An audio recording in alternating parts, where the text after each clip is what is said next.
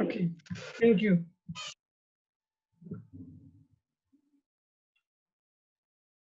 Longi, I don't know. I think it's your network because everyone else can hear me. So I'll try recording the session for you, but try to join again and find the suitable spot that is good with network.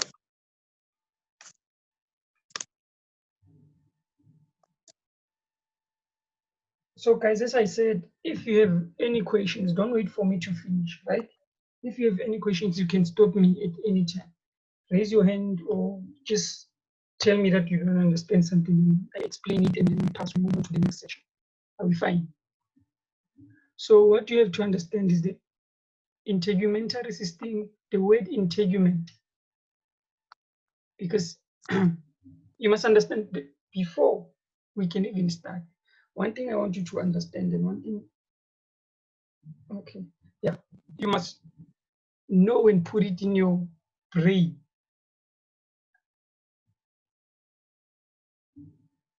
that anatomy is very, very, very simple. It's very, very simple. I don't know what they told you. I don't know the challenges you've had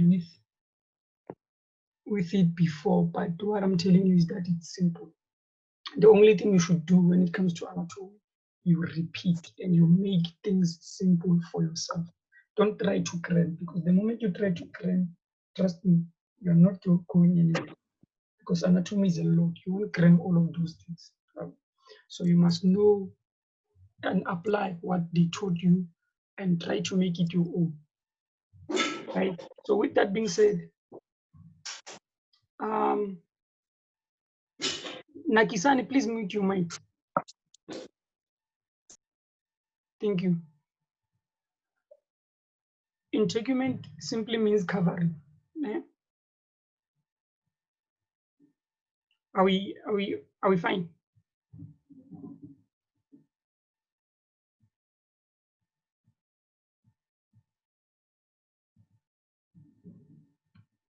So integument simply means covering. So what are we covering? So when it comes to integumentary system, it mainly deals with two, or it focuses on only two things. So only,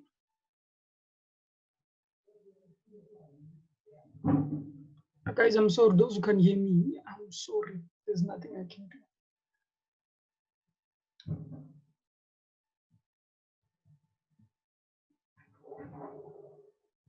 We focus on two things. We focus on the skin, and then we focus on the appendages.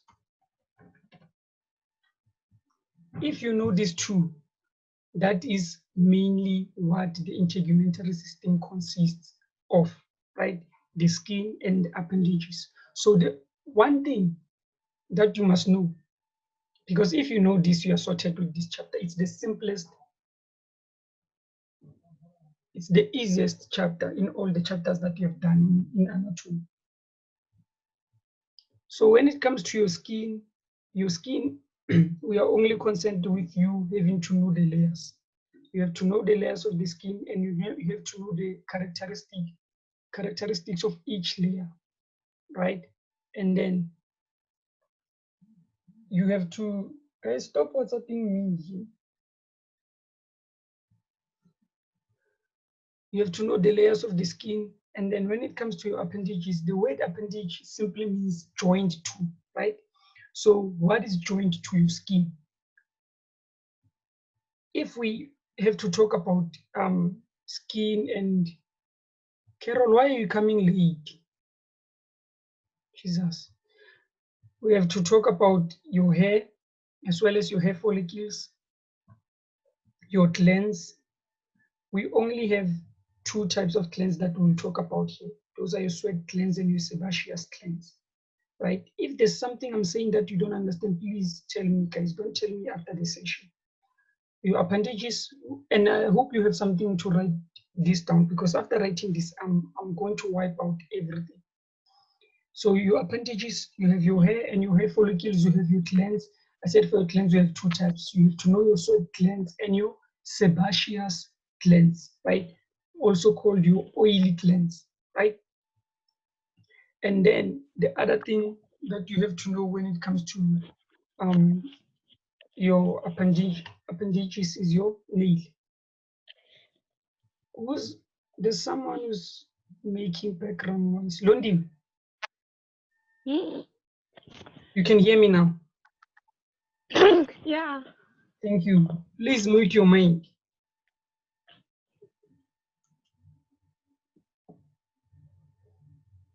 Okay, I'll just repeat what I just said.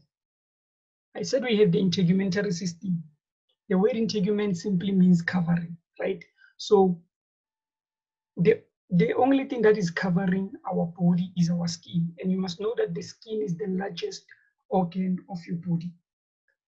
So when we are talking about the integumentary system, because the word system simply means more than one thing. What forms the system? It's multiple organs, right? So I said your skin is one organ, right? And then we also have your appendages. Carol, you have a question? No. Okay. Please mute your mic.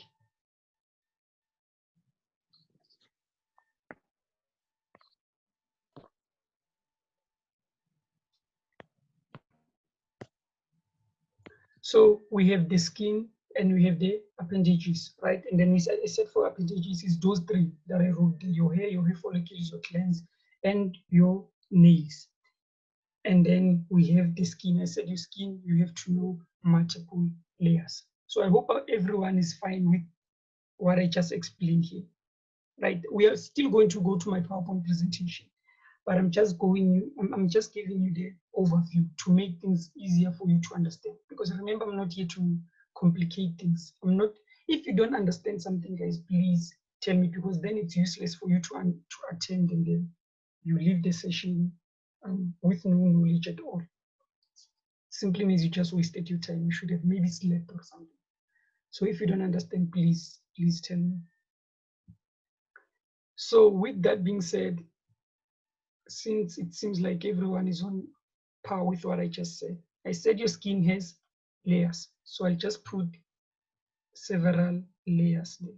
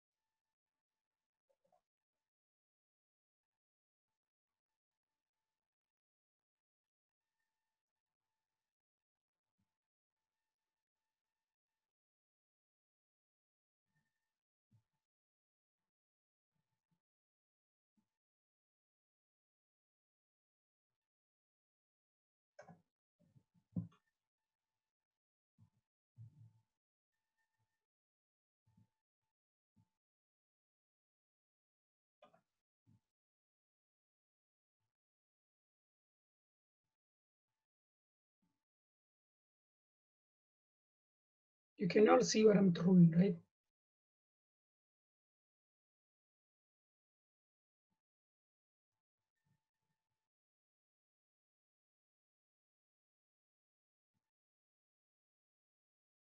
Awesome. So you must listen, make sure that you listen to me and you understand what I'm about to say. Because if I'll be confusing you in this part, you won't understand the whole thing that I'll be saying for the rest of this chapter. So I said the skin has several layers. Your skin only has 2 layers, right? So I'll just write as 2. Your skin has only 2. It has only 2 layers, which is your epidermis and your dermis, right?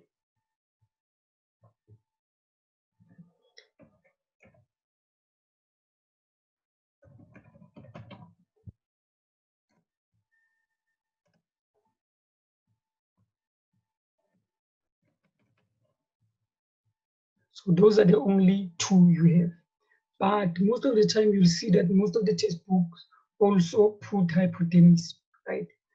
But this is what you must know, because they'll sometimes trick you when you're writing the exam. The hypodermis is not really the layer of the skin, but because it attaches the skin to the underlying organs, they put it under the layers of the skin. I hope that makes sense.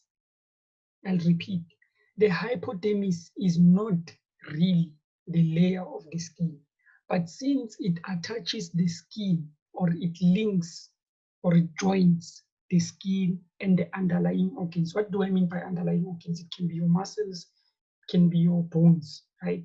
Since it joins the skin to those organs, they refer to the hypodermis as one of the layers of the skin, right? So don't say that if you see some textbooks saying that you have 2 layers of the skin and some saying that you have 3 layers of the skin, that it's wrong. It's not. Depends on how the person is trying to explain that, because the hypodermis is not really that important to some people or some textbooks, right? So that is why they don't classify it under the layers of the skin. But the major 2 layers of the skin is your epidermis and your dermis. And then from the word epi means outside, right, or outer. So your epidermis is your outer cover, the outer layer of the skin. And then your dermis is the middle layer of the skin. And then the hypo means below. So that's the lowest level or lowest layer of your skin, right? I hope we are fine with that. So what you have to know is that your epidermis is further divided into 5 layers. And then your dermis is further divided into 2 layers. And then your hypodermis, it's only 1 layer. I'll just write the hypodermis. Your hypodermis is only 1 layer.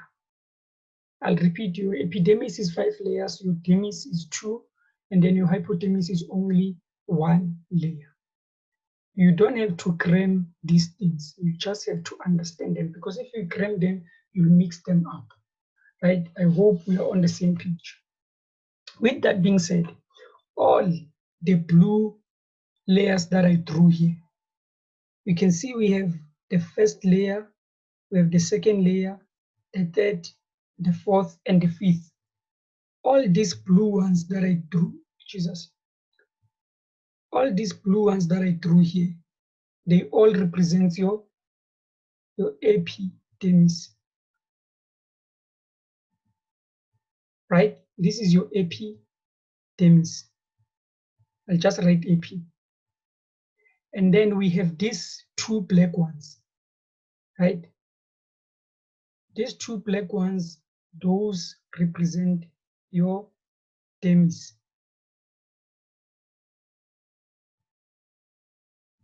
Or let me just write it like this, because I feel like I'll be confusing you if I do this.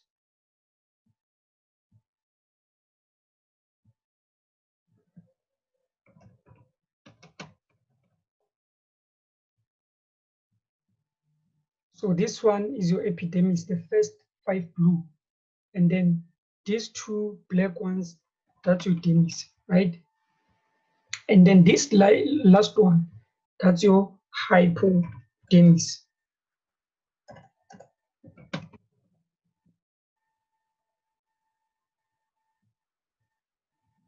I hope we are on the same page, guys.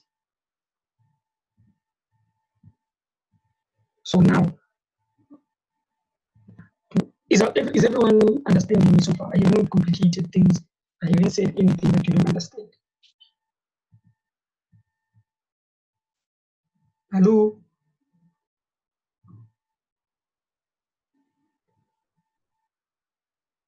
Good people, you can unmute your mic, talk to me. Do you understand what I've said so far? Yes, sir. Because this is just the introduction, right? Yes, sir. Okay, thank you. So we will name your epidermis layers starting from the base, right? Because remember that this is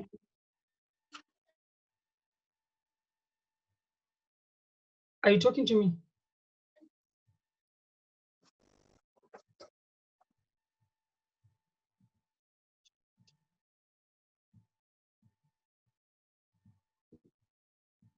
This is the outer. This is the inner, right? Why are people joining the meeting at this time? This is the inner. So bear that in mind, right? Bear that in mind. And then one other thing that you have to know is that you did cells and tissues, right? So I assume, because you can't go to this chapter if you didn't do cells and tissues. That would be unfair. So if you did cells and tissues, you know very well that your epidermis is your epithelial tissue, right? And I hope you still remember what's epithelial tissue and everything. But hopefully, if you don't, maybe we'll tackle it someday before the end of the first week.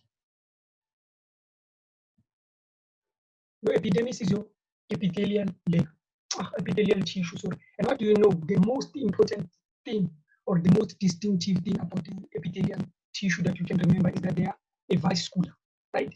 Avascular simply means that they don't have vessels, right? They are vascular. It means that they don't have vessels, they don't have blood vessels. So if they don't have blood vessels, it means that they don't have nutrients, right? So now you must be asking yourself that if they don't have nutrients, how can a cell survive? Because nutrients are the basic need of each and every cell. A cell that doesn't have nutrients will simply die. So the question now is, since they don't have nutrients, since they are vascular, since they don't have blood vessels, it means that they don't have nutrients, because the nutrients are carried by blood cells. And for you to have blood cells, you can't have blood cells anyway. Blood cells need to be in your bloodstream, and your bloodstream or your blood has to have blood vessels to contain it. So since this doesn't have blood vessels, then it's a struggle. You must be asking yourself, where do the nutrients come from? I'll explain that. And then we go to your dermis. I just want to put this out there so that we are on the same page. Your dermis is made up of your connective tissue, right? And just like CT, it's made of your connective tissue. And you know, obviously, that if your epithelium is vascular, it doesn't have blood vessels. Your connective tissue has blood vessels. It has a lot of cells, right? It is, they call it connective tissue because it connects. It connects either organs or it connects. It just connects. There has to be something it connects, right? It's not found elsewhere. It connects something, hence it's called the connective tissue, right? So your dermis, which is these two black layers, that's your connective tissue, right? And if it happens you forget, you must know that guys, anatomy is simple. I don't know why people make this thing so difficult. Remember, epidermis, the word epi means outwards, right? So the word epi from epithelium, it also means outwards. So if epidermis is outwards, you can't say that you find connective tissue here. You'll be made in the stomach and sick in the head. So epidermis goes together with your epithelium, right? You think epidermis, epithelium, guys, you can't forget this. Right? So this one is your connective tissue. Then the question is, how can you remember this one? What I said, your connective tissue, you only find it where it connects something. So what does it connect, right? You think of having this layer here and you have this layer here. So it's like it's connecting these two layers. So it connects, it's sandwiched between the two. It connects. I'm here. I hope you are, right? It connects. We find connective tissue here. And then in your hypodermis, you also find connective tissue, but we are not really interested in your hypodermis because I've already told you that the hypodermis is not really the layer of the skin, right? But we will include it because it is a layer that is underneath the skin and it connects the skin to the underlying organs, as I said before. I hope we are on the same page so far. So with that being said, I'll name your epidermis. I said we have 5 layers. I'll name those layers from the base going upwards, right? It's very, very important because you have to know the diagram of the skin. You'll get that in your exam. I can bet with my life. So sometimes what they can do, they can ask you to label those layers. They can ask you to label the structures found in those layers. they can ask you to name the characteristics of that particular layer. So it's only those three things that they'll ask you. They'll ask you to name the layers. They'll ask you to identify the structures found in those layers or in that particular layer, and they'll ask you to name the characteristics of that particular layer, right? So the only way you'll be able to know which layer is which, it's only if you know the order, because the order is very important. The order of these layers, it's very, very, very important, right? So I'm pretty sure that you've heard about the course that at school their students were doing BSc, right? So you won't forget that, because I mean, 2 minutes, why are you 2 minutes this time? If you remember, this is why you have to remember that at school, since we are doing medicine, that we have students who are also doing BSc. So how does BSc relate to this, right? Remember that we have BSc, but instead of C, you write G. I'll repeat. Remember that the aim is to make things easy for yourself. And the only way you can do that is to remember things using something that you are familiar with, or something that you see or you hear in each and every day. So maybe you're taking a class, or you're somewhere coming to school, then you ask someone, or you meet someone, then you ask them, what are you doing? They say, I'm doing BSc. Then you remember, oh, BSc. I use that when I'm studying, right? BSc, but I'll say BSG. I'll tell you why BSG. So far, I hope we are good. And then we are left with only 2 layers of epidemics. If you don't understand me, please tell me, guys. Right? BSc, you think BS, you only change the C to G. Please repeat. Like I was facing network problems. Okay. Which section should I repeat? The BSG section. Yeah. Okay. I'm saying that at campus, we have students who are doing BSc, right? So for you to remember the layers of the epidermis, right? I don't want you to cram. I don't want you to cram. I want you to understand, right? And so that it can be easier for you to remember things, right? To make things easy for yourself, easy for you to recall, right? So I'm saying that we have students who are doing BSc, and we are going to name our epidermis layers starting from the bottom going upwards, right? So we name them from the inside, because I said this is the inner part. So we name them from the inside going outside, or we name them from the bottom going up, because I said the order is very important. Remember, I said they'll ask you to name these layers, right? So if you mix them up, you won't know, even if you know all 5, if you mix them up, then it's useless. It means that you just crammed that we have 5 layers. You don't know which one is where. So I'm giving you the simplest way to remember. I'm saying BSc, you change the C to G, so you have BSG, and then you'll only be left with the two upper layers, right? So those 2 upper layers, you just add LC. We all know about LG, right? Everyone knows LG, guys, whether it's a fridge or whatever, but everyone knows LG. So here's the thing. If you forget this, right? This is the mnemonic I'm giving you. That BSc students like LG. They don't. They don't. But this is the mnemonic you use to remember. The BSc students like LG, right? So the C and the G, then you swap them, then you're fine. You will remember every single layer of the epidermis. I'll repeat. I'm saying BSc students like LG, right? So this was supposed to be C, because I'm saying BSc, right? Like LG. So I'm saying that you swap these two, you take the G there, and then you take that C, you place it there. Are we clear? I hope we are. I hope we are. So then if you got what I just said, then you should know that this B is for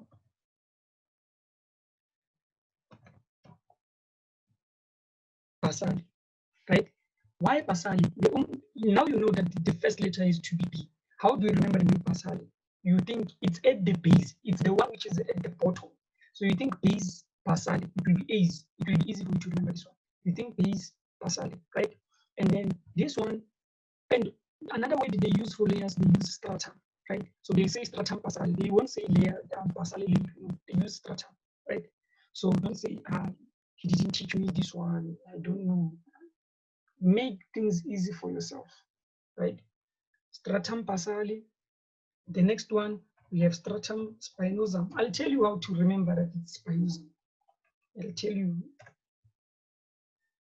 This is stratum spinosum. We have stratum papillae, spinosum, granulosum, and then we have lucidum,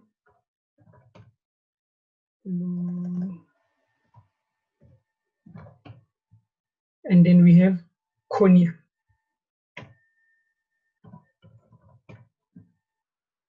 Easy, easy, easy, easy.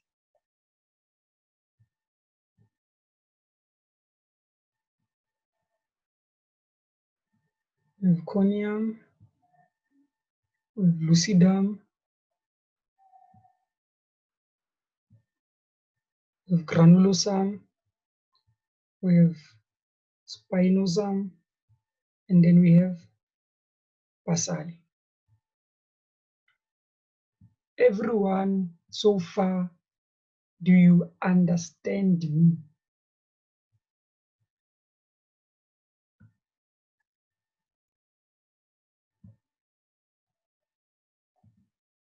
We have corneum, lucidum, granulosum, spinosum, and papillae. Remember that BSc students like LG. You can't forget that, kids. You can't forget that. Even if you can forget the LG part, but you can't forget the BSc part. Are we fine so far?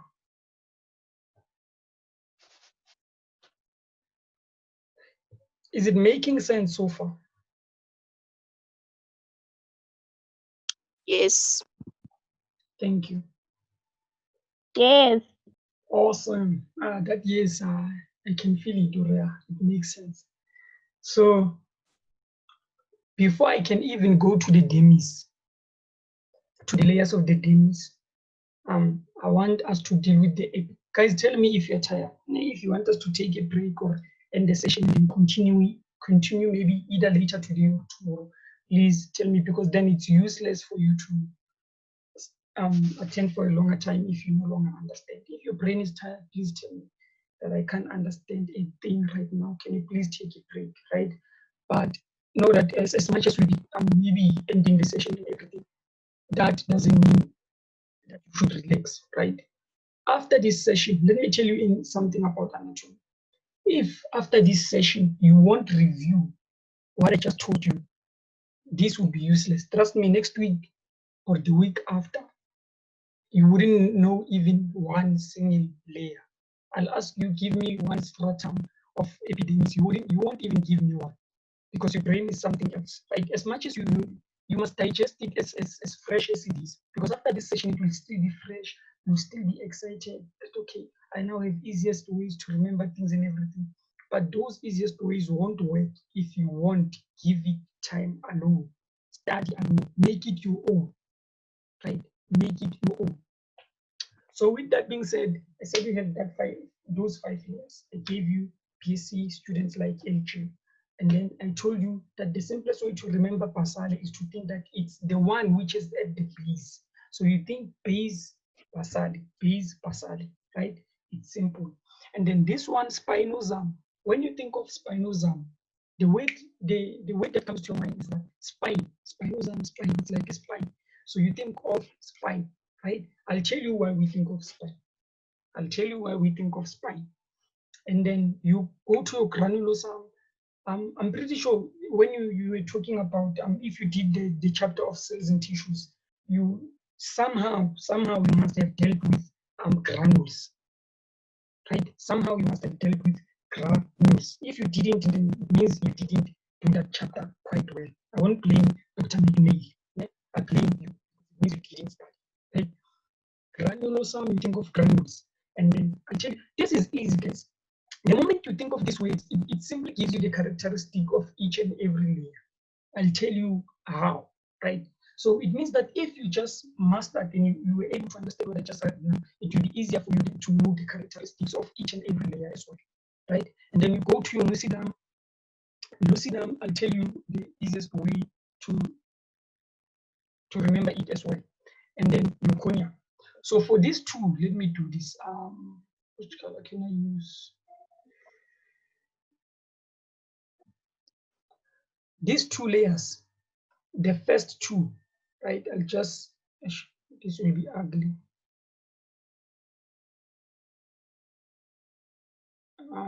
Jesus. Okay, let me try to do this. The first two layers, right?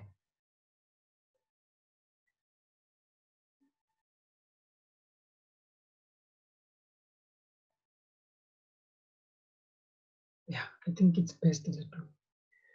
It's better, it's not that ugly. The first two layers have dead cells.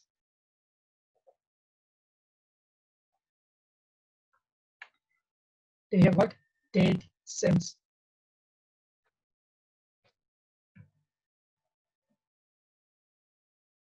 And remember that we are still on epidemis, right? We haven't gone to, this is the complicated link. If you understand the epidemis, the remaining is just easy. Easy. The first two layers, we have dead cells, right? So now you'll then know which are the first two layers.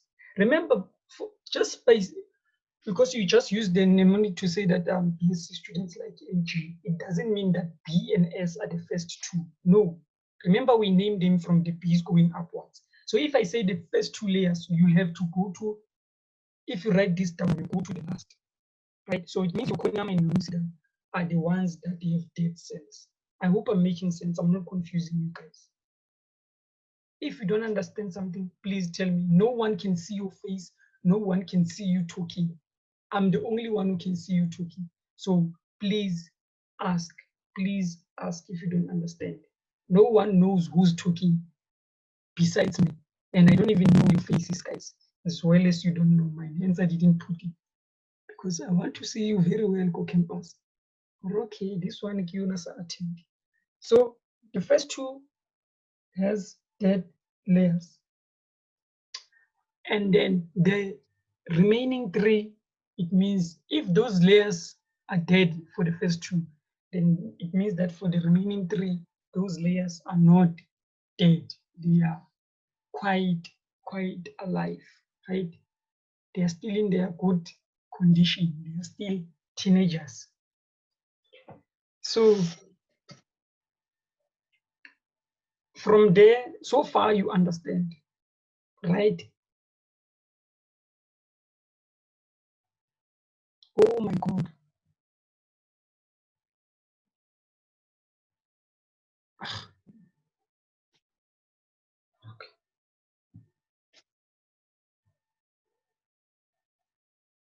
So far you understand me, guys, right? We have 5 layers and then the first two are dead cells, or they have dead cells.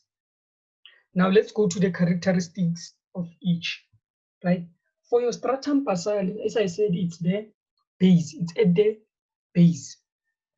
So it has, I'll use this. It has cells. Because if I spoke about dead cells for the first 2 layers, it means that, and remember that I said your epidermis has epithelial tissue. And you still remember when you were doing cells and tissues, I'm pretty sure you can realize how important the cells and tissues chapter is in this section. Because since we've started, I've always referred to the cells and tissues chapter, cells and tissues. So if you remember well from that chapter, that your tissues are formed by what? By many cells, right? So if we say this is an epithelial tissue, it means that we have cells that form that tissue, right? So now we are curious to say which cells are those, right? You must be asking yourself which cells are those. Your stratum basale has 2 types of cells that you have to know, right? We have the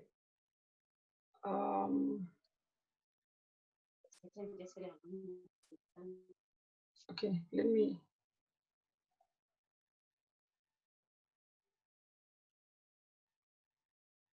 Okay, it's fine.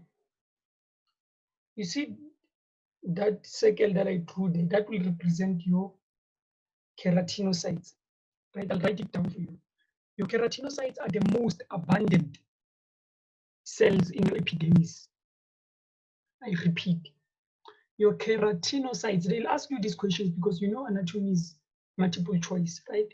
So don't say I didn't tell you. Your keratinocytes are your most abundant, meaning the amongst the cells that we find in the epidermis, many cells that you will find are keratinocytes, right? Keratinocytes. And then we also have, let me use a different color. We also have melanocytes. I'll use this brown color for melanocytes.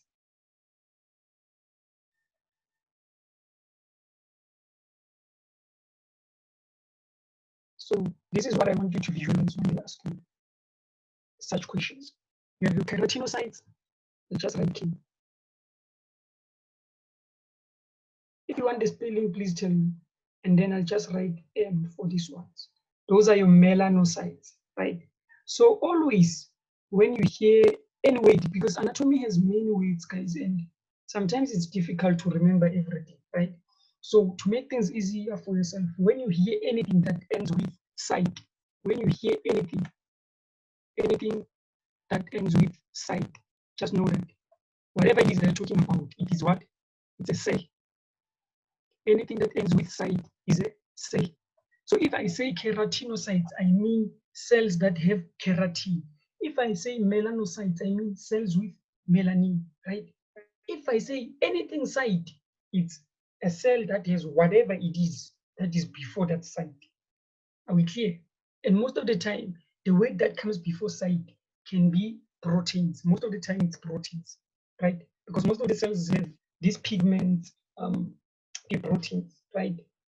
I hope we are fine. So I'm saying that your stratum basale is where you get your keratinocytes. But where those keratinocytes come from? Then if your stratum basale is where you get your keratinocytes, it means that your keratinocytes are manufactured or they're synthesized from the stratum basale. They come from the stratum basale itself. So they can try to trick you. They can either ask you what is the abundant cell in the epidermis, you say it's keratinocyte. They can ask you in stratum basale, which cell do we find that is abundant in the epidermis? You say keratinocyte again. Or they ask you, besides the cell that releases pigment melanin, which other cell do we find in the stratum basale? You see, so since you know that we find, not that we find only two, I'll tell you because we also find stem cells here, but they won't ask you about stem cells, right? You will say that the other cell that you find besides melanocytes is your keratinocytes. What do your keratinocytes have? I just said right now that if they say anything is a site, it's a cell. So since we have keratin before the site, it means that they have or they release what? Keratin. I repeat, keratinocytes release or synthesize what? Keratin. So what is your keratin? Your keratin is your protein, guys. Your keratin is your protein, and it is the one that makes your skin to be hard. It is the one that makes your skin to be hard because obviously everyone has, unless you're still a baby, all babies have soft skin. So when you grow and grow and grow, your skin becomes more hardened, more hardened, more hardened. That hardness comes from, or it's formed by the keratin. So don't say that it's formed by the keratinocyte. It's not formed by the keratinocyte. The keratinocyte has keratin in it. So that keratin is what forms the hardened surface. If you check your nails, the reason why your nail is that hard is because of keratin. The reason why your hair is you know the texture of the hair, it's not that hard, but it's not easy to break it, right? And that is because of keratin. So that is simple, guys. You think keratin, okay, it is the one that makes my skin to be hardened, right? I hope we are clear on that one. And then the other thing that we have to know about the stratum basale is that since I spoke about stem cells, what can you tell me about stem cells? The thing you have to know about stem cells is that from stem cells we can get new cells. From stem cells are able to create new cells, right? So it means that stratum basale is very important when it comes to cell division, right? I'll just write CD. It's very important when it comes to cell division. And then since we discussed keratinocytes and they are manufactured in the stratum basale, and we said that stratum basale has stem cells. So since it has stem cells, it is very active when it comes to cell division, right? And then we are left with this one cell, which I said it's your melanocytes. Melanocytes have what? Release what we call melanin. And melanin is what determines the color of your skin. Melanin is what determines the color of your skin. Again, they can treat you here in the multiple choice, right? Here they treat you, they can ask you something like, what determines this color, the color of your skin? Is it the number of melanocytes you have, or is it the amount of melanin you have? And then the correct answer to that question is the amount of melanin you have. It's not the melanocytes you have, right? We can have the same number of melanocytes, but you find that the other one is black, the other one is white, right? Or pink or whatever color, right? So that color arises from what? From melanin. It means that black people have more melanin compared to white people, right? So those who are discriminating people based on their color of their skin, only if they knew why we have that color, I don't think they will continue discriminating people and everything. But that's how the world is. So what you have to know, three main things, the three main characteristics you have to remember of stratum basale is that it has melanocytes. Melanocytes release or synthesize melanin, which determines the color of your skin. It has keratinocytes. Keratinocytes have what? Protein, which is called keratin, which is the one which is responsible or the reason behind why your skin is hard, right? And the third and the last thing you have to know about stratum basale is that it has stem cells, and it is where cell division is rapid. Those three, guys, you can't forget these things. The easiest way to remember basale, you think base. What do we find at the base? We find the melanocytes, we find the keratinocytes, and then we have cell division. Those are the things that you have to know. Are we clear? Can I move to the next layer, or you're tired, or you didn't understand? Let's move on. Thank you. What are others saying? Let's move on. Nice. Still have energy, but it seems like it's depleting. The next one is spinosum. I said the easiest way to remember this one is to think of spine, right? Spinosum, you think spine. So why would you think of spine? Because most of the time, remember that this has epithelial tissue, and epithelial tissue is not avascular, right? So if a cell is not getting nutrients, it shrinks, right? So it shrinks, and when let me use a different color so I can visualize this very well. It shrinks, and when it shrinks, because it loses water, right? It will form star-shaped, not really star-shaped, but most of the time when you view them under the microscope, they appear like this, right? They appear like stars. Yeah. At least I can draw.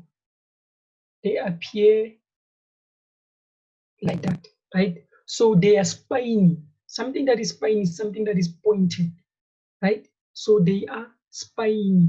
So that is why we call this spinosum, because most of the time the cells that we find, they are spiny, right? So these spiny cells are joined together because this your epidermis, right? Your spinosum, sorry, your epidermis, most of the time, not most of the time, rather, let me say always your cells have to be packed together. Why do they have to be packed together? Because one thing that you have to know, your cells shouldn't make it easy for foreign particles to pass through your skin, right? Imagine if your skin was permeable and you go swimming, then out of the blue, you're filled with water, you sink, or you go outwards, just like right now, since we have this corona thing. If your skin was permeable, every time even if you don't come into contact with someone, if someone coughs, or if someone, let's say someone has TB, if they cough and but that bacteria comes in contact with your skin, you already have TB. So it would be somehow. So that is why our skin is impermeable. So the impermeability of the skin comes from the glycolipid. I will talk about that, right? But this compaction of the cells, this coming together of cells, the linking, the mere fact that cells are closer to each other, it adds to that impermeability of the skin, which is a great thing. So what joins these spiny cells? You can see those dots that I drew there. Those are what we call desmosomes. I'm pretty sure, again, when you were doing the cells and tissues chapter, that you came across this word, desmosomes.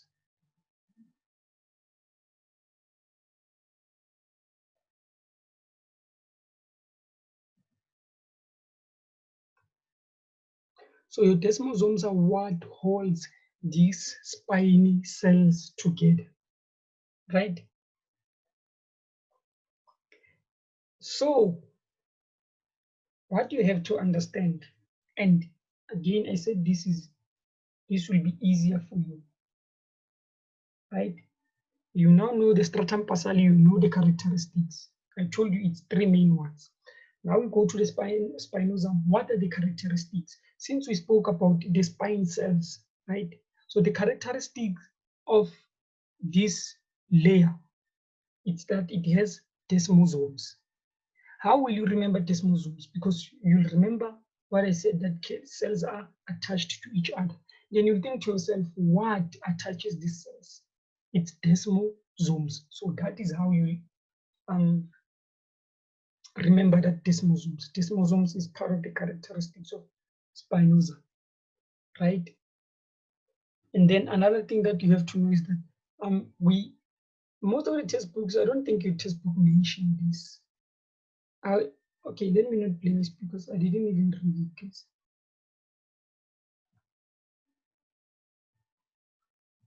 So you'll have, I just draw something like Pac-Man there, because this is your immune cell, right? Your spinosum also has immune cell, but to be specific, which type of immune cell? I'm pretty sure you've heard of Langerhans cells. Even if Dr. McNeil didn't teach you, I'm pretty sure you did this back at matric. Langerhans. So your Langerhans are your immune cells, so they will engulf your bacteria. If it happens, since the skin is impermeable, it doesn't mean things can't pass through, right? The word impermeable means things can't pass through. But let's say you get a cut in your skin. Yeah? You get a cut in your skin. Somehow a bacteria manages to get in that cut of where your skin is cut. It manages to get there. So what will this do? Because the skin can be like, okay, we are impermeable, nothing will strike, we are fine, we are sorted. No, it should have plan B and plan C, right? What if something strikes, right? Yes, we have the first line of defense, which is what? the impermeability. So what if somehow the enemy manages to strike that impermeability wall, right? So they initiate plan B. What is plan B? It's your immune cells. That is where your Langerhans cells, to be specific, because we have many immune cells. But in your spinosome, you find specifically your Langerhans. So if that bacteria manages to pass the first line of defense, it comes into contact with the Langerhans. The Langerhans will then do what? They will eat it up. They will eat it up, or they will simply engulf it, right? They will engulf it. So those are the characteristics of the spinosome. It has desmosomes. How do you remember desmosomes? You think of the word spine, you think of the spine. Spine, what is spine? What is pointed in that leaf? I told you it's those cells. Why are they pointed? They no longer have water, right? Most of the time they don't have water, so they shrink. And when they shrink, they appear to be spiny. And for the mere fact that they shrink, that doesn't mean the desmosomes are no longer there, because the desmosomes have joined those cells from the onset. They've always been there. So the characteristics is desmosomes and the Langerhans. It has Langerhans cells. I hope that makes sense, guys. We move on to the next layer, which is your granulosome, right? Before I forget, guys, you'll forgive me. I didn't read anything. I'm just teaching you based on the knowledge and every single thing I can remember from first year. So if I can't recall something, or I forgot to tell you something, and maybe you are reading, you are studying, and you find a word or something that you didn't understand, you can come to me and ask me about it, right? Because I'm not someone. I like studying for good. If I study to know. If I forget, you have to tell me so that I go back, maybe find a textbook or something, then go back and refer, right? So, because I just remembered something right now. Your stratum basale is also called the stratum geminitivum, right? So I don't know if you want me to write the word geminitivum down, or because that word also it helps you to remember what stratum basale does, right? Because geminitivum is a Latin word that comes from the word germinate. So what do we mean by germinating? You create, right?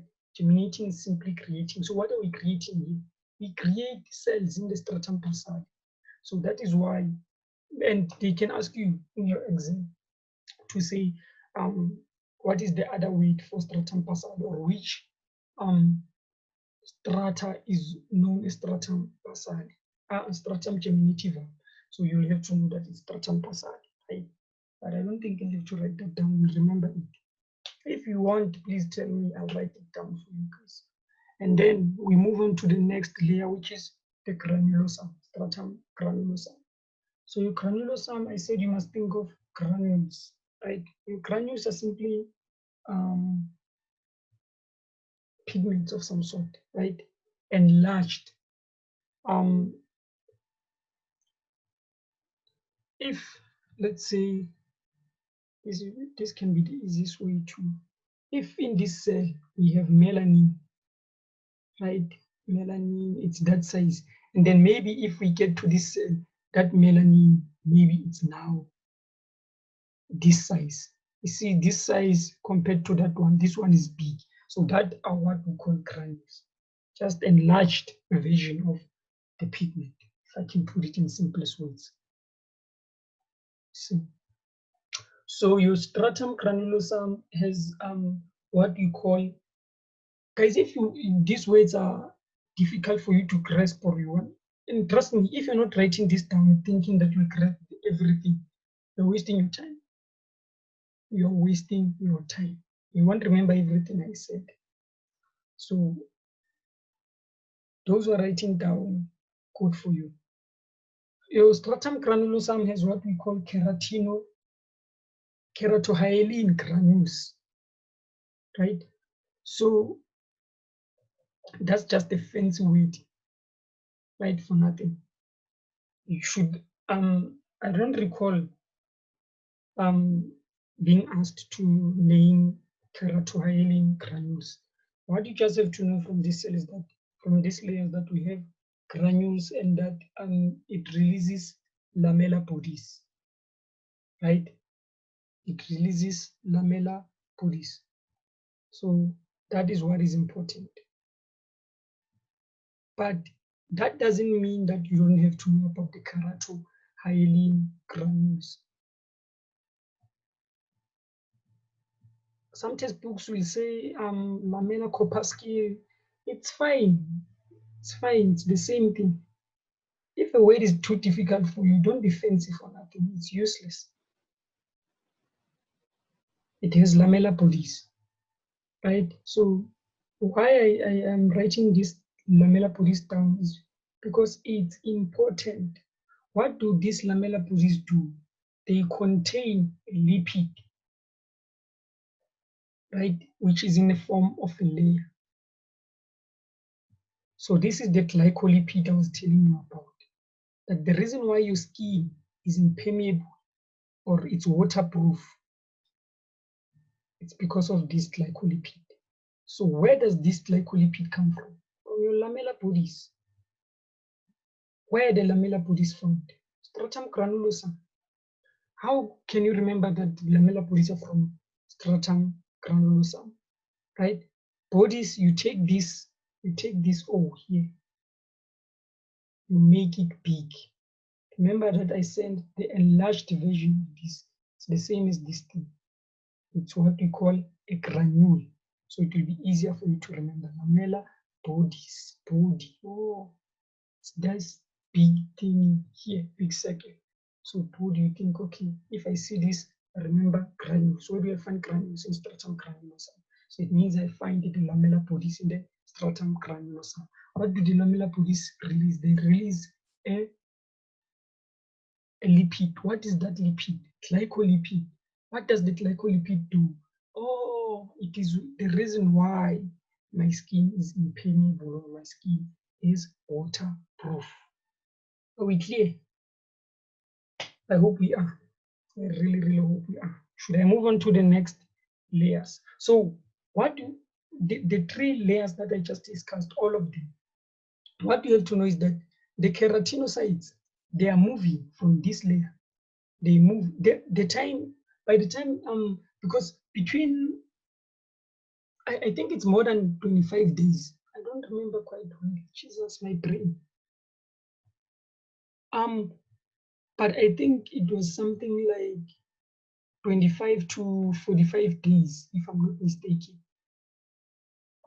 Guys, you'll forgive me. I think it's been 2 years since this, but if I remember quite well, I think it's 25 to, this is the range to create new cells, right? So meaning after 25 to 45 days, 25 to 45 days, we create new cells in the stratum basal. After 25 to 45 days, we create new cells. So what happens to the old cells? They move to the next layer. From there, if we create another ones, the keratinocytes that are here move to the next layer, right? From there, they move to the next layer. So by the time they get here to stratum lucida, they no longer, because remember that this is epithelial tissue, it doesn't have vessels, right? So the vessels that are found in the dermis, they pass through, they give nutrients to this one.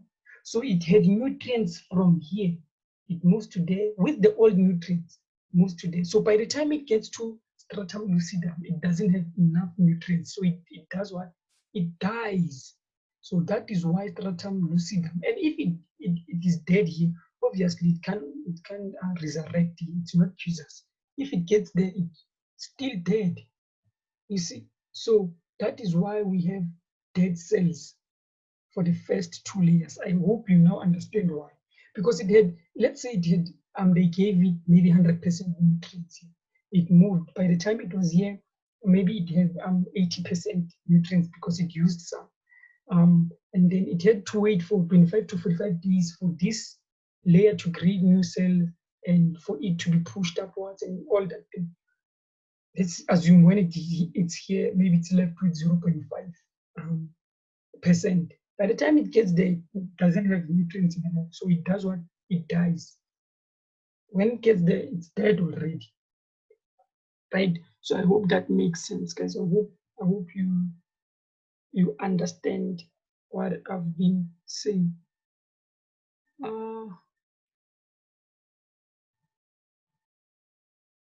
Guys, can you hear me? Yes, sir. But this thing is telling me that my speaker is not working. Why? It's crazy. You can hear me, right? Yes, I can. Okay. Others, are they sleeping?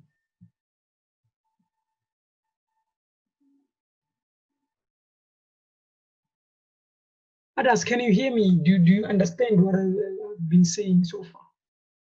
Yes, we understand, sir. Okay, Carol, Lisa, you understand? Others, what's cooking after baking?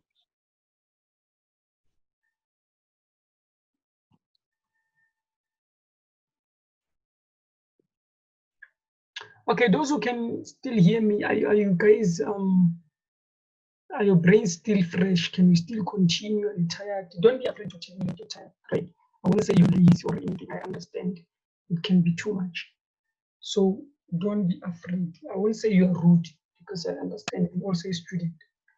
So if you're tired, please, you can tell me honestly. Just say, Tabang, I thank you for the help, but I can't take it anymore. I'll understand. I won't be like, yeah, you're not serious about education. I'm not that type of a person. So are you guys still fine to go or? Yes.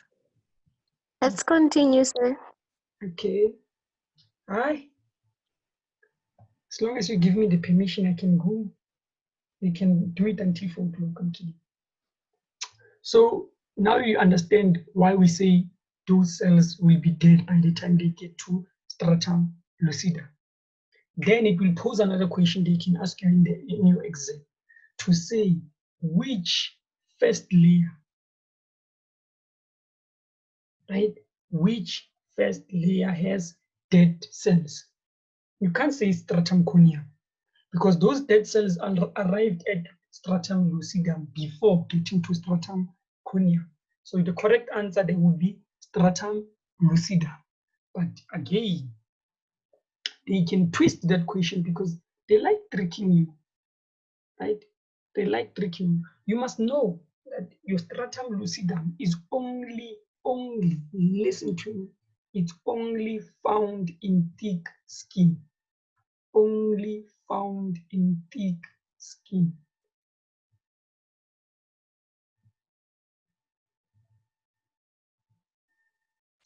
Only found in thick skin, your stratum lucida.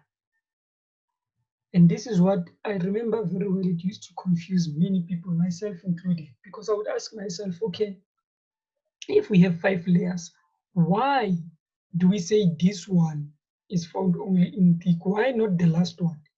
And then when we get to thin skin, we just scratch the first one out. Why this one? Right? So I remember I asked my teacher and she was like, that's not important. Just know that this one. So I'll pass the same message to you. That's not important. Just know this one. That lucidum is only found in thick skin because we have thick skin and thin skin. Thick skin has 5 layers. Thin skin has 4 layers. They can ask you that question again in your exam. They show you a diagram, then they ask you whether this is a thick skin or a thin skin. How will you know?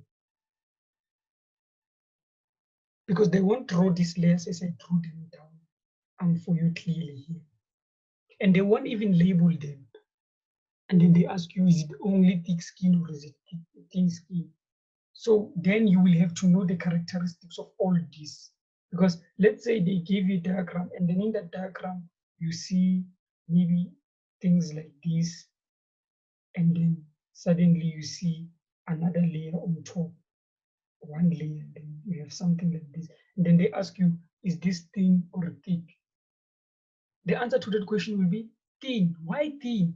Because for the mere fact that I'm seeing this dotted, what, I know that this is stratum granulosum. So what follows stratum granulosum? I'm expecting lucidum and then conium, but I'm only seeing one layer. So it means that lucidum is not there. And if lucidum is not there, it means this is thin skin. I hope you understand me, guys. Do you understand what I'm saying? Because that is the logic. If you won't do that, trust me, you always get this thick and thin skin type of questions incorrect. So I'm giving you a tricky. So, no, I don't understand. Okay, I'll repeat. You have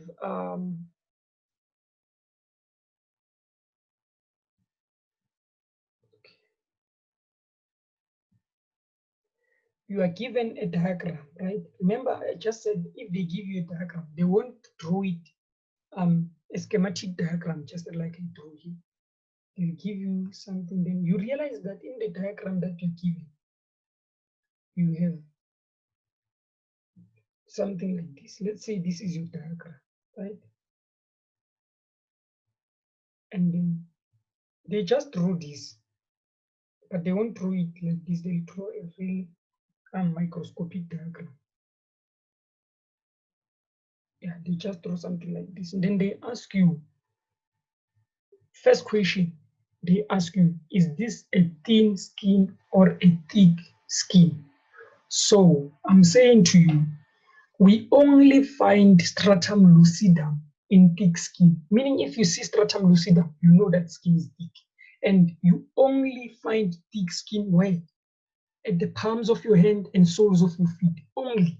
Meaning if another question poses to us, where do you find stratum lucidum? And in any of the options, you don't see thick skin. You know that the correct option will be either palms of your hands or soles of your feet. Are we clear? I hope we are. So, going back to this question, for the mere fact that you don't even know the other layers, but for the mere fact that you know the characteristics of the stratum, all the layers, you know that these are your granules. Where do you find your granules? In your stratum granulosum, right? And then you remember that, okay, I remember Tabang once said, all BSc students like LG. So you remember, okay, all B, S, but instead of C, I put G, right? What follows should be LG, right? What follows should be LG, but I'll write LC because you're swapping these two. So I have my stratum papillae here, I have my stratum spinosum. How do I know that this is granulosum? Because I saw these granules, right? And then you can't say this one is your stratum lucidum if there's no layer again. If there was a layer here, we will say this is lucidum. But since we don't have that upper layer, then it means this can be lucidum. This is conium. Then if that is conium, then it tells us clearly that this is what? Thin skin, since we don't have lucidum. So it means that the simplest way, you check how many layers you have above your granulosum layer or your stratum granulosum. If you have one layer, that skin type is a thin skin. If you have two layers, it's thick skin. Simple as that. Do you now understand me? Yes, yeah, thank you. You do, sure. Yeah. Okay, don't be scared to tell me that I still don't get you. So the simplest way is to check how many layers you have about your granulosum layer. If you have one, that's your thin skin. If you have two, that's your thick skin.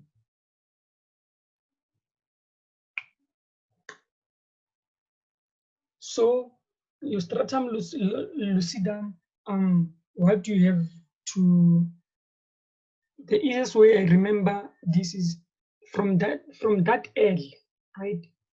From that L, lucidum L, you think of lost. right?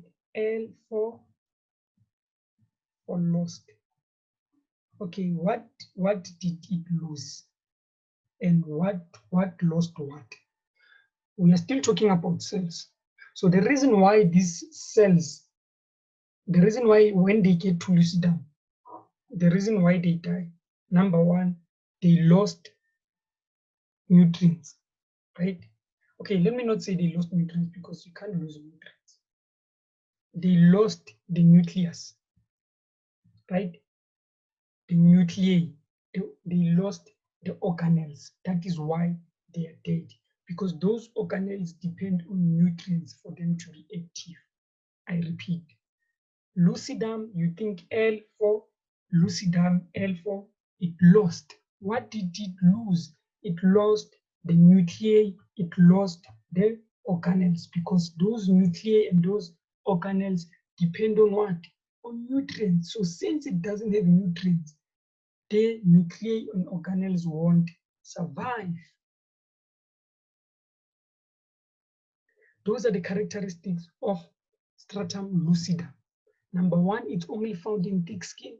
Number two, it lost organelles. Number three, since it lost organelles, it will have dead cells. Done. I hope you're clear. We go to the next layer, and the last for epidermis, which is your cornea. Right? So your cornea has many keratinocytes. Right? It has many keratinocytes, but dead keratinocytes. And if you've seen, obviously you all know a snake, but I don't know if you've all seen a snake undergoing mold, right? Like, have you seen the skin of the snake? And then you find that the snake is no longer there, but you just find the skin, the outer skin of the snake. Has any of you seen something like that? If I can even continue explaining, because if you haven't, then you won't be able to even understand what I'm saying. Have you ever seen the skin of the snake? Not that the snake was dead and then you decided to peel off the skin. No. The snake peels off its skin itself. Just the outer part. Have you seen something like that? Yes. Yes, no, sir.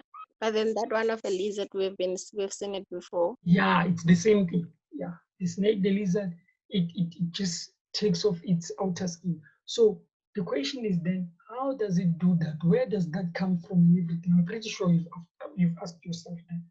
So that is why most people think that stratum corneum is useless in humans, right? That's what they think. That doesn't mean that it's really useless, right?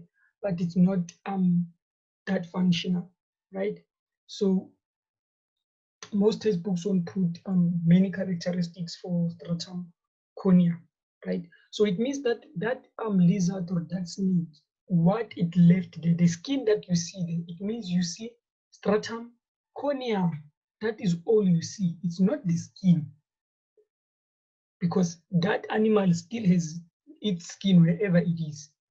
But what you are seeing is just the layer of the epidermis, which is what your stratum cornea. So next time when you see it, don't say, come and see the skin. Just say, come and see the stratum cornea. You see? Just flex a bit. I'm kidding, guys. But that's the stratum cornea. So this glycolipid we spoke about here will arise and go to stratum corneum. That is why your skin will be impermeable. And sometimes you can see, maybe after taking a shower, and then you don't nourish your skin. You see that sometimes for some people, they won't even be, their skin won't be whitish and everything. That is because of the glycolipid here. It means that particular person has more glycolipid, right? More glycolipid. And you've seen some if or after taking a swim, right? If you went for a swim, and then the moment you get out of the water, you can see those water droplets in your skin, right? That is because of the glycolipid. Like the moment, the reason why you didn't just, maybe when you go out, the reason why you still have those water droplets stuck on your skin is because of the glycolipid. Because remember that lipid, oil and water don't mix. So that is why you see those droplets all over, right? I don't know if I'm making sense or I'm just confusing you, but that is just the easiest way to remember that glycolipid will go to stratum corneum. And the easiest way to remember stratum corneum and why the cells are dead is you remember that lizard or you remember that snake, right? That's the easiest way to remember this. In humans, you just have to know that stratum corneum has about 20 cells of keratinocytes. One thing I like about anatomy is that they don't really ask you in terms of numbers. They won't ask you about the 25 to 45 days in a row, the 20 days I just mentioned now. So you didn't have to cram those things, right? But they'll ask you like in terms of maybe for pH, what is the normal pH of blood and stuff. Yeah, those are the numbers that you might have to know. The normal body temperature, those are the numbers that you might have to know. But these ones, not really. And when you're doing blood cells, like how long does it take for the red blood cell to die, and how long does it take for the white blood cell to die, and how long it lasts? Yeah, those kind of questions, those are the numbers that you have to. But these ones, no, like the amount of blood that's circulating or that your heart pumps each minute.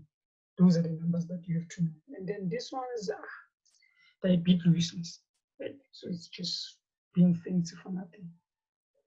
So I hope so far you understand all the epidermis layers, all of them. Because since we started, it's been 1 hour and almost 30 minutes. We only did the epidermis.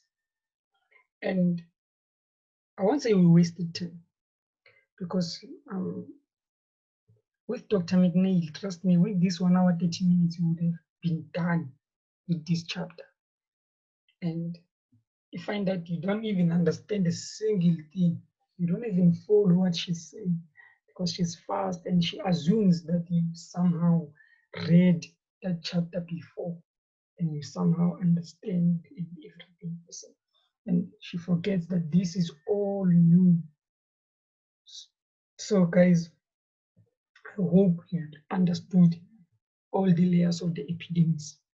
We will go to the layers of the dermis, and then we'll go to hypodermis. And bear in mind, this is just me giving you the introduction. I haven't given you my PowerPoint presentation as yet. So is everyone still with me? What is it that you don't understand, or what is it that you would like to add on what I just said?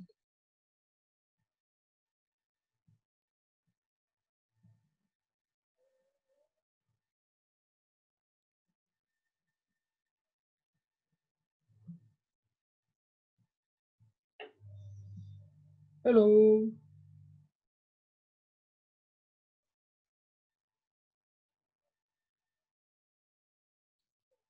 Good people.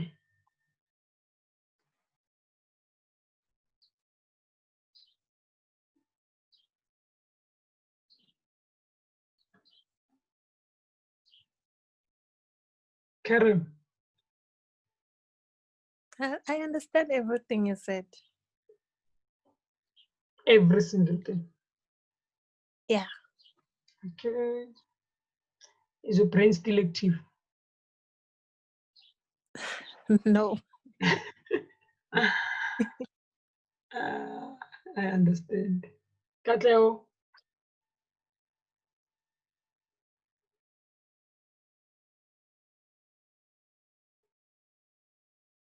Katleo, are you still there? Yes. Did you understand everything that I just said? Yes. Is your brain still active? No. Okay, listen.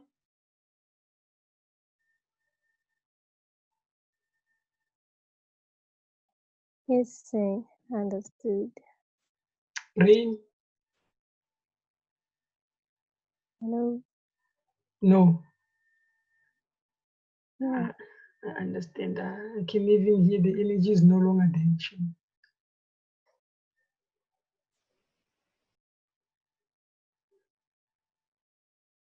Londi,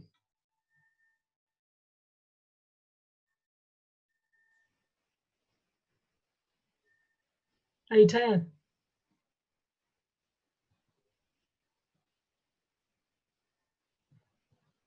Londi, where?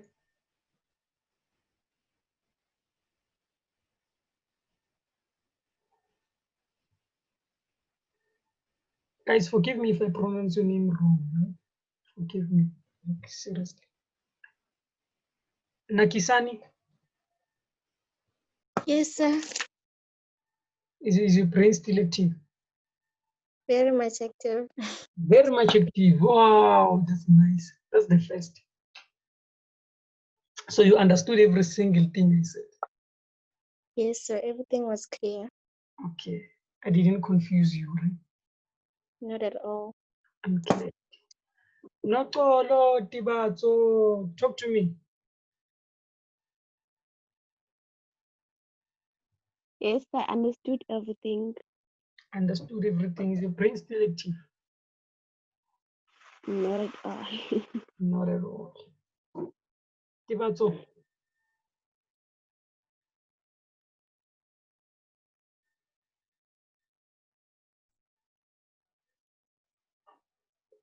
is your brain active?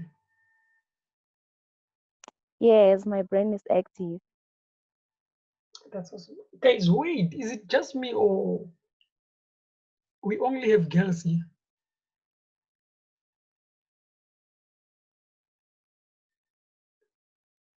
I don't see any male here. These guys, jeez.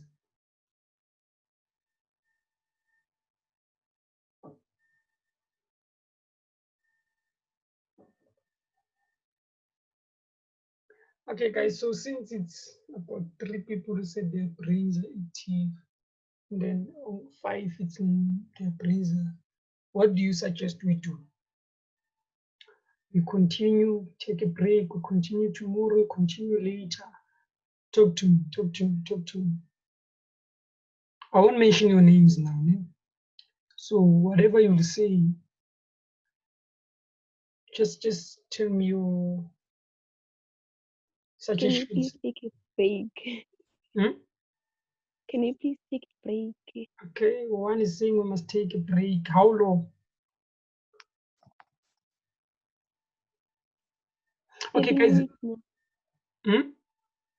So now I think we can continue until hypodermis, then we take a break. Okay. Things we can continue until the hypodermis and then we take a break. Yeah. What are others saying? So I agree with Londi where we can continue up until hypodermis, we take a break, and then we continue later on in the evening. Okay. That's fine with me, guys. I just want to push because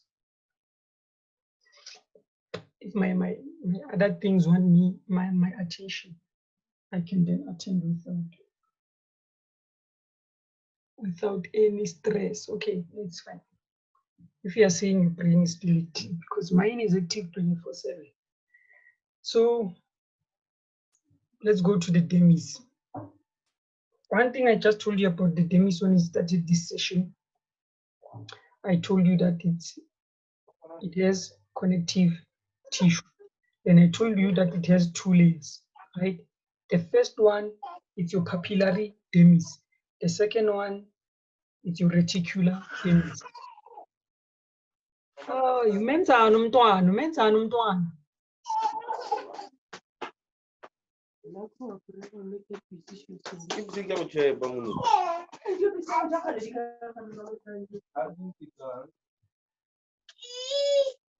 Tibatso, your background, please.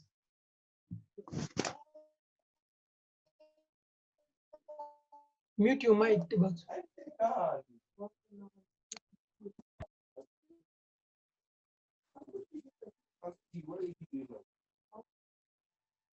Guys, don't force me to mute your mic because it makes me feel somehow. I feel like I'm rude or something. I don't like that. So if I say mute your mic, please do. Don't make me do it. So the first one is your papillary dermis. The second one is your reticular.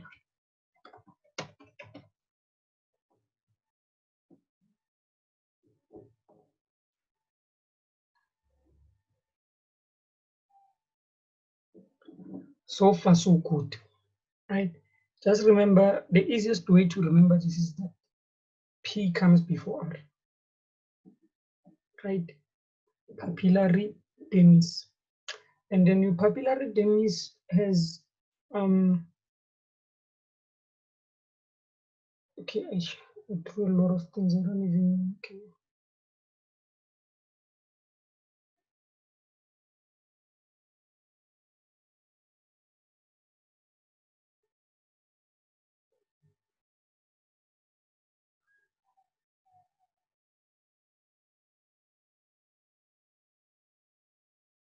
Can I erase the lamellar bodies glycolipid and melanin that I wrote here? Or you guys still want to write? You can erase, sir. Okay, thank you.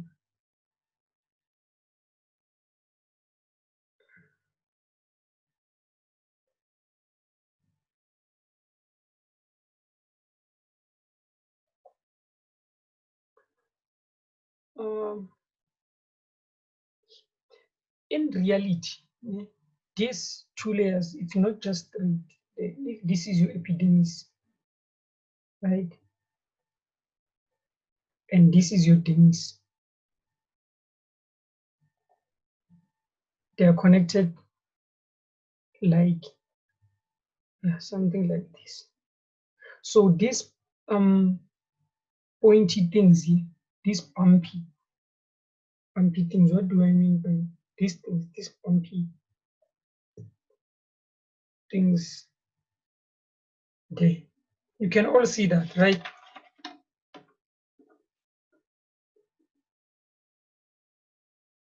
You can all see those bumpy things. Those are what we call Demar Papillae.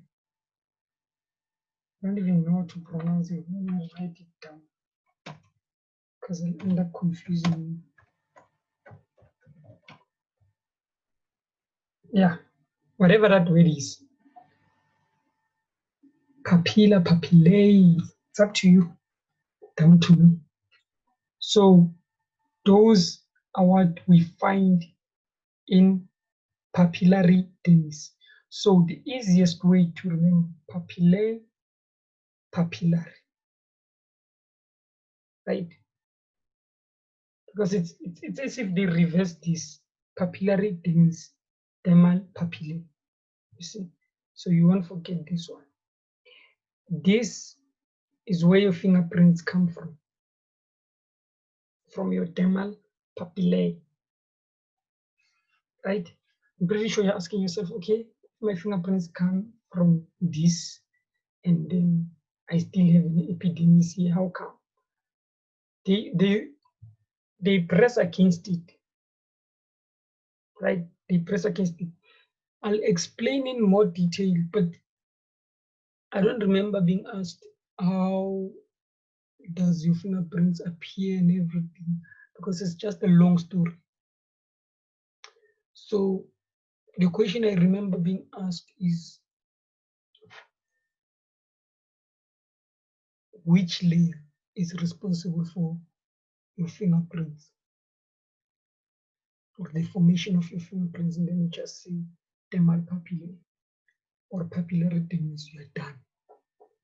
Right? Dermal papillae is not a layer. It's that bumpy thing of the papillary dermis. I hope you're together. So there's a difference, as you might have thought, between these two layers, between your papillary dermis and your reticular dermis, right? So your papillary dermis is thin, first of all. Guys, again, I'll repeat, after this section, please go and do this on your own, because I might not remember everything, but I know that what I remember is important.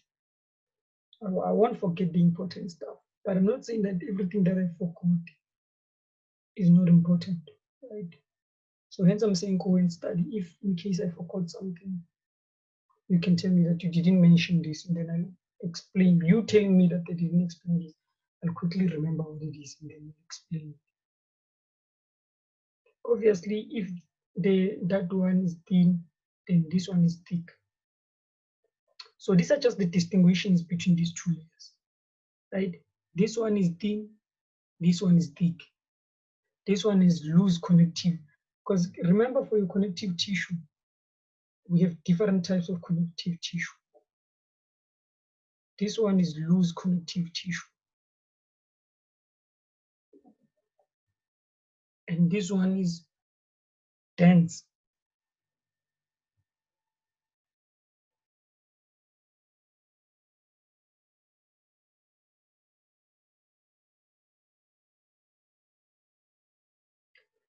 Then what you also have to remember is that we find blood vessels, because remember, connective tissue, I said it has the matrix, it has blood vessels, it has cells, it has a lot of things. So this is where you find your blood vessels. I'll write BV, right? This is where you find your blood vessels and where you find your nerve endings.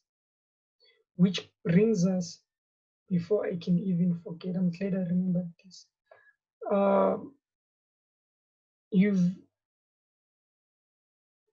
When you were doing this chapter, because I know that you did it, when you were doing this chapter, I'm sure when you were studying, you met this word, Meckel cells.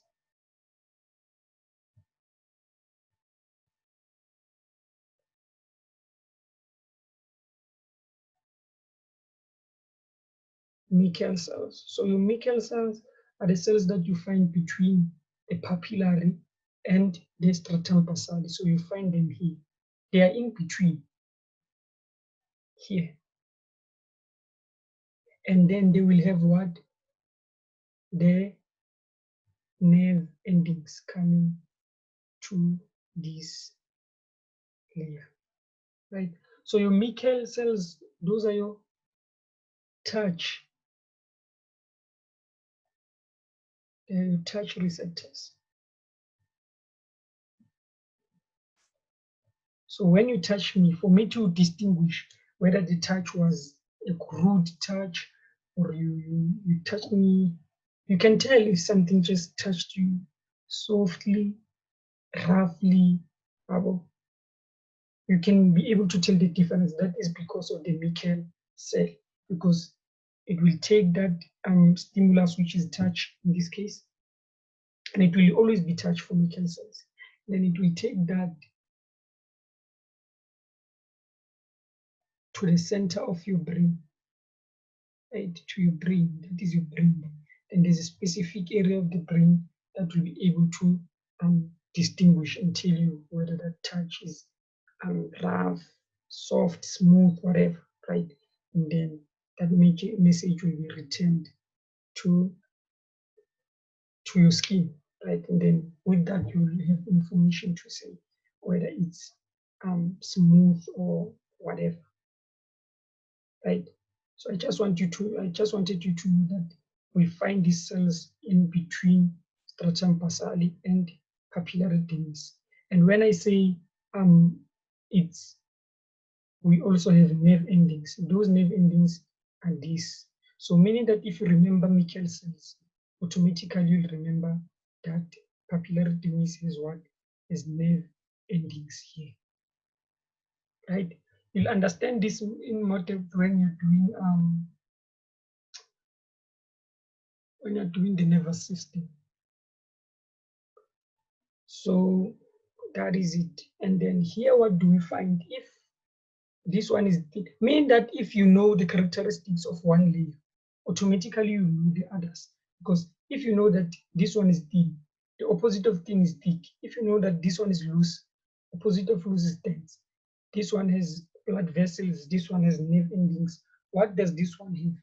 It has glands. It has glands, it has hair follicles, or it has erector pillar muscle. Let me just write that for me not to confuse you and mention all those things. Let me write that this one has what? Appendages. Because remember when I started this lesson, I said your integumentary system, for you to understand it better, divide it into two, right? It's divided into your skin and your appendages. And I said your appendages, what did I put there? I put your hairs, your hair follicle, and then I put your nail, and then I put glands as well. And then I said for glands, we have two types that we'll find here, but they are all exocrine glands because they release their content into duct, right? So those are sweat glands and your sebaceous glands. But don't forget the other appendages as well. Are we clear? I hope we are. So what you have to know here is that okay, this is now missing. You have your hair follicle there. So this is your hair follicle, right? And then your hair will grow from this, what we call a shaft. It will move from there. Let me take it. From there all the way outward. And maybe you have another hair follicle here, then your hair all the way to there, right? So if they ask you where do we find the hair follicle, you find your hair follicle in the reticular dermis. And then what is important also, what you have to know is what we call the erector pillar, which is they put it under appendages, right? Erector pillar, you find it, to be precise and to be specific, you find it in the papillary dermis. But in some textbooks, they might draw it like that. They might draw it as if it appears in the reticular dermis. But if they ask you specifically in the exam, which layer do we find the erector pillar muscle? I don't know if you want me to write it down or you know it. The erector pillar muscle. Write it down. Okay. How can I write it?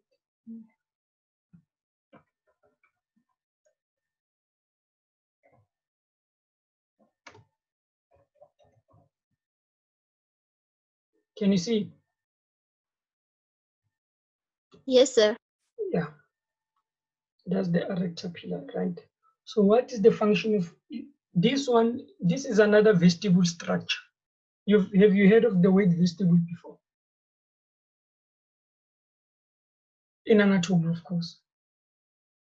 But I think you have it back in metric when you're doing life science. When we say the structure is vestibule, it means that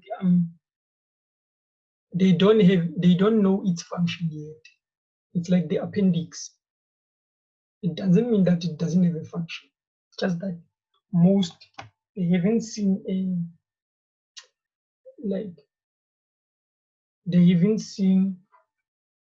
what the major function of that structure is. So same with the erector pillar muscle. They don't know what the major function of it is in humans, right? They know what the function is in animals, but they don't see the use of it in humans because it has the same function. Now let me tell you what the function is. The function is that when you are frightened or when you're cold, this erector pillar muscle does what it contracts, right? So when it contracts, it will pull this shaft, right? It will pull the shaft, this hair shaft. it will pull it. So if it pulls it, it means that instead of your hair being like this, it will now appear to stand straight. Right? It will be, it's like, you see, let me draw another one. So let me say we have another erector pillar here. So it pulls the skin towards the hair shaft. So your hair, when it stands straight, it will appear to be straight and be closer to each other in the same place, right? Be closer to each other. So they don't see why this is. It was useful when the quiescents and everything, because those people didn't have clothes. So for them to, Sorry, can't hear you. sorry, Can't hear you. can you hear me now? No. You can't. Yeah, right now, Sorry, you sound clear. I can't hear you. Right now, you sound clear, sir.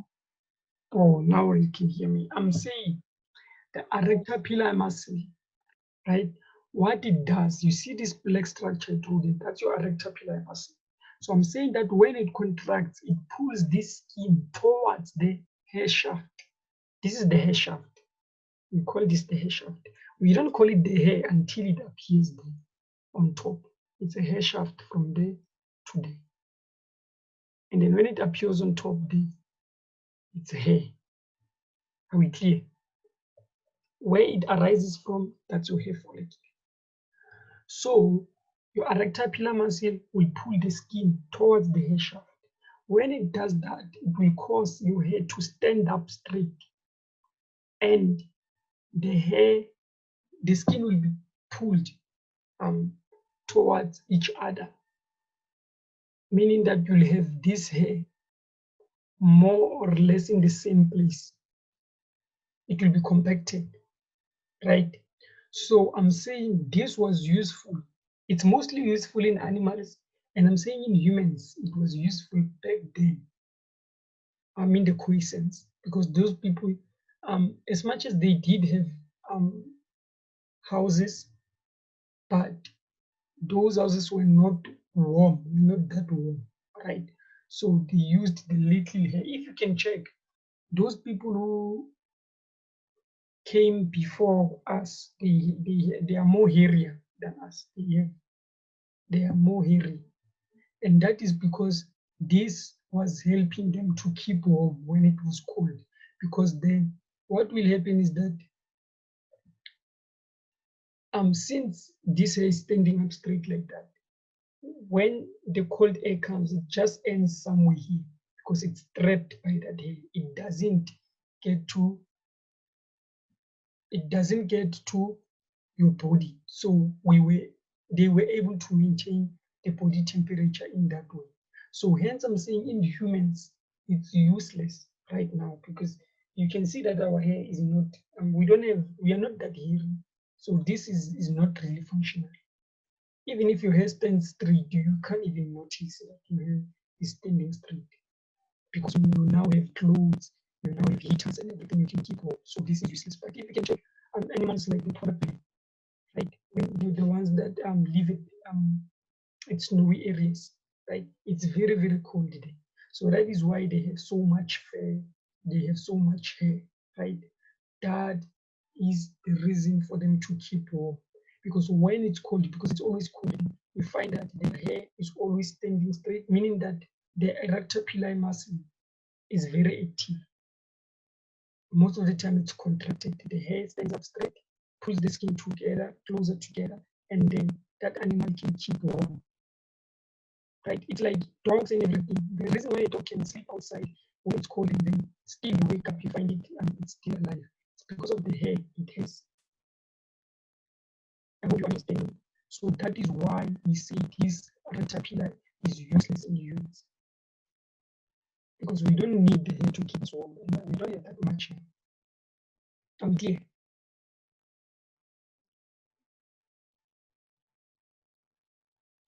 Hello? Did you understand what I just said?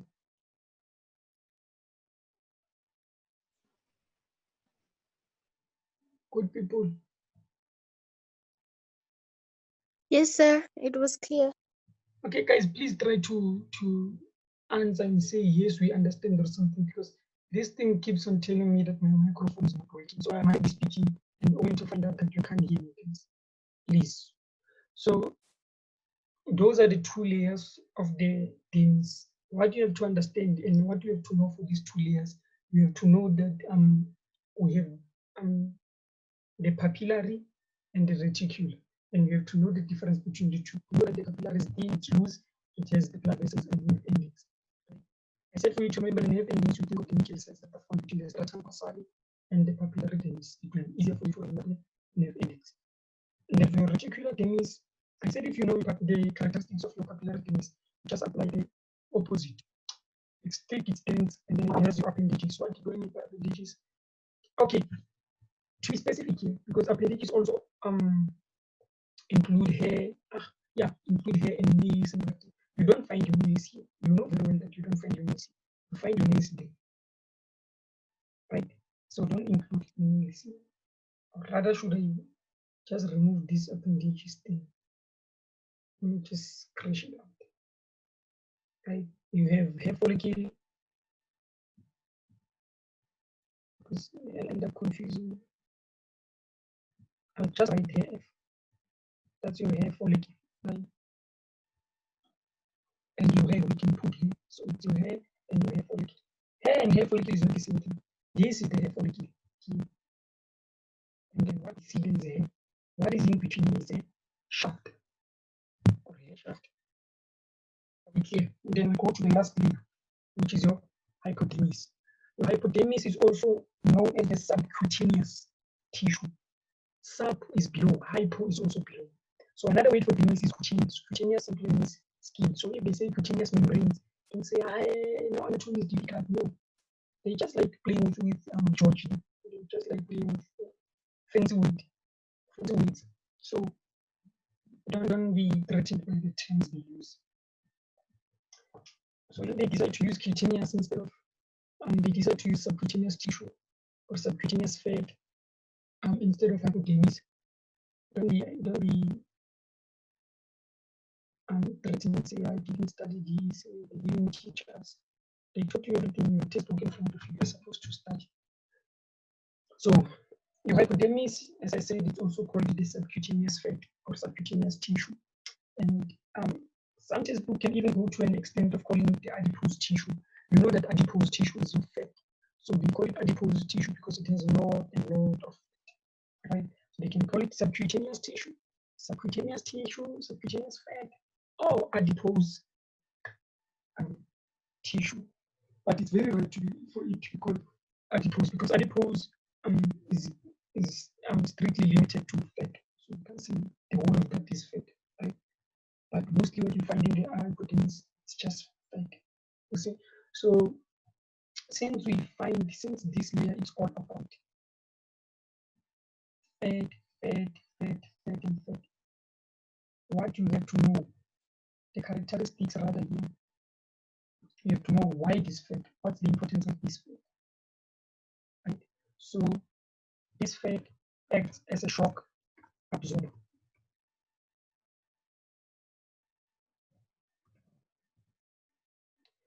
As a shock absorber, right?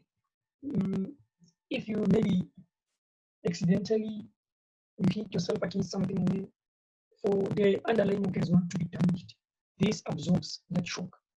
The fat, that is why you have too much fat here. It absorbs that shock to protect the underlying organs. And since we have fat here, what it also does, it insulates the tissue, the underlying tissue. Right? It also insulates the underlying tissue. You can put it there, but I will just write it insulates. So it insulates what? The underlying tissue. Right? Then, meaning after this fat, what will have is your bone, will have your muscles, right? So that is it. And am I forgetting something? Okay, guys, right now I don't think I forgot something. because you said I must push to this point, unless you want me to continue with burns and everything. I want me to continue because the physiology of the integumentary system is not that complicated, and it's not a lot compared to the physiology of other systems. But we will have to discuss and talk about the sweat glands, right? Remember I said we have two types of glands there. We have to talk about sweat glands, the different two types of sweat glands we have, and the three types of glands we have. Okay, I know that you might be confused that I just said we have two types of sweat glands. Now I'm saying three. Those three I'm talking about no longer the type of sweat glands, right? I'll explain. I don't want to confuse you. And then, as I said, the physiology is it's not a lot, and I think that is it for the anatomy part of it, right? Although we are not done, that doesn't mean we're done with the integumentary system. But the first thing that you used to know, because as I said, guys, it means that for the past 2 hours, all I did was just to give you the introduction, or rather to give you the simplest way to remember everything. Because if I just got here with your PowerPoint, with my PowerPoint presentation, it would be useless. Because that is exactly what your lecturers are doing at school. I'm not saying what they're doing is useless. I'm saying if I was doing that, it would be useless because I'd be giving you the same thing they give you. So I wanted to give you the overview, give you the easiest way to remember things. Yeah, just be slow and just take you step by step, step by step. So I don't know, because as much as I want to help you the whole day, I also have things to do. So I don't know, guys. I don't think incoming mail. I'm sorry about that.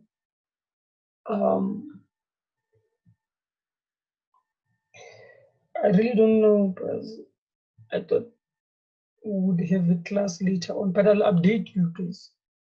But before, if we were to go into if we were to have a class later on, would you manage to attend, or it wouldn't be,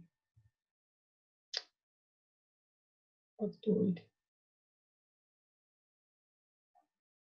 or you'll be disturbed, go high maybe, or you're busy at that time, or you sleep early, or things like that? How would you manage if you were to? I'm not saying we are, if we were to.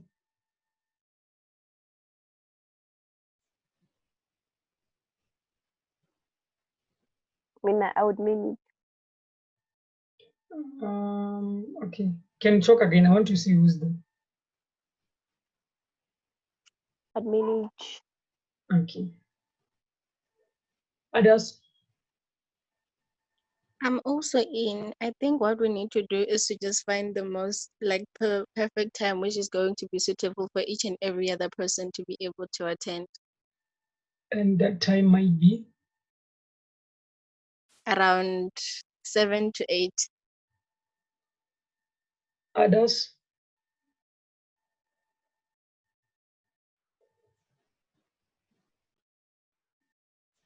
Okay, guys, you don't have to mute your mics now. You can talk. You can all unmute your mics. Just want us to interact and talk, and because you've been quiet the whole session.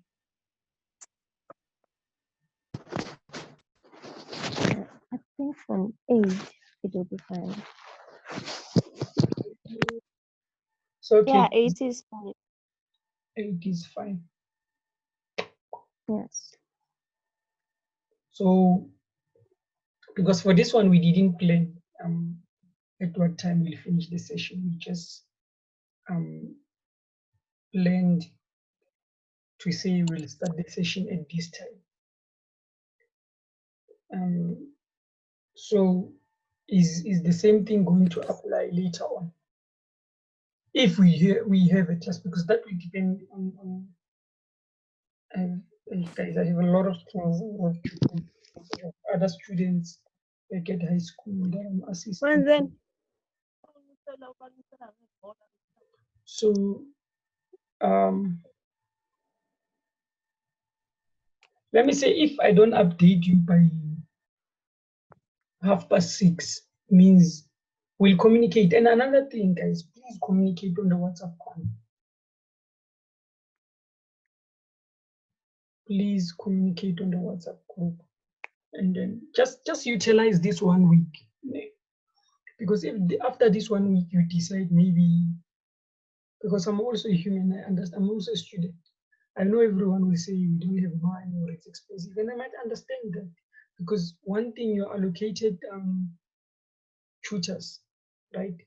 They give you tutors for free. They did the same with us. But what I can tell you is that they never tutor those people, never. What they consider as tutoring is just giving you previous question papers, and just maybe, if you're lucky, if you found that tutor who's, I don't know, they can meet with you maybe once a week, maybe on Fridays, or you discuss it with them. And when you meet, some of them, they don't teach you, because the tutor that was allocated for me, guys, we only met once. The whole year, we only met once. And I don't remember her giving me question papers or material or anything. So I was just on my own.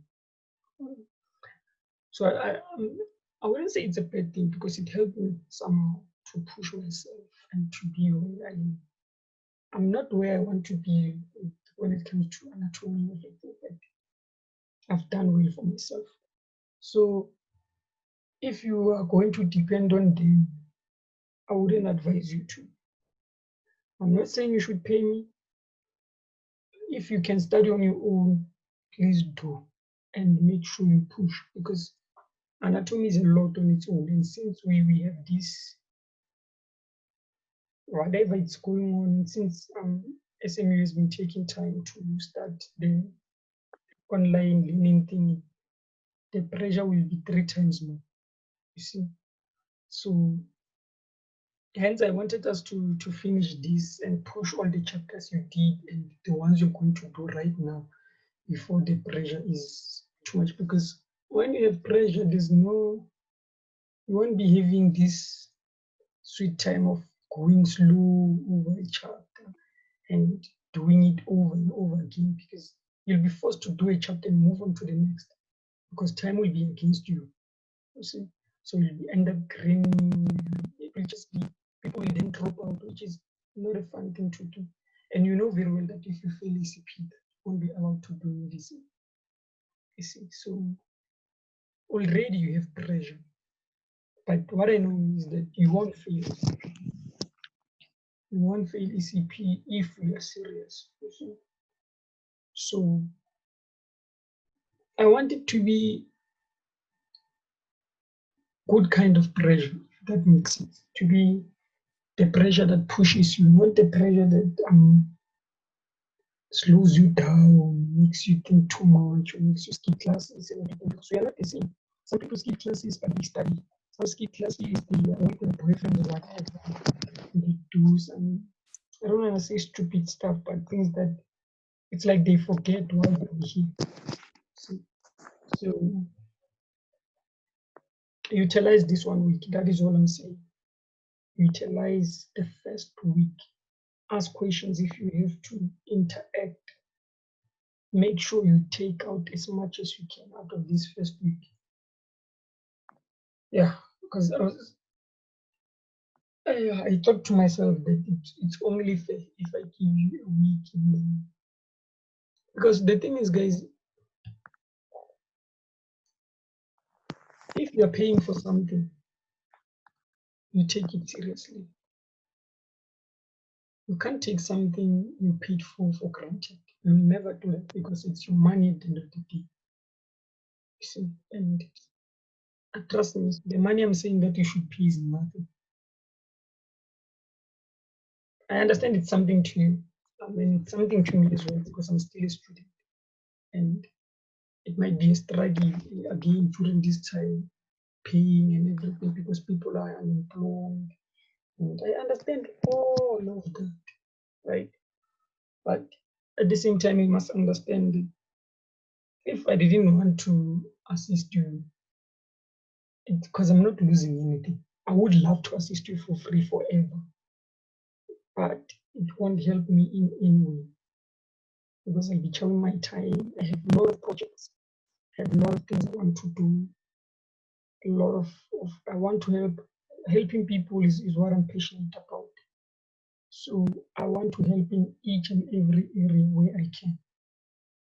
But me doing that, because I've tried this thing for free and it doesn't work with students. It never works. It never works. They disrespect you, they take you for granted, they never adhere to whatever you have to say. It's like, I don't know, you are there, they are happy for some reason. They only come to you when there's a test or exam coming up. That is when they listen to you. That is when they attend your classes. That is when they call you.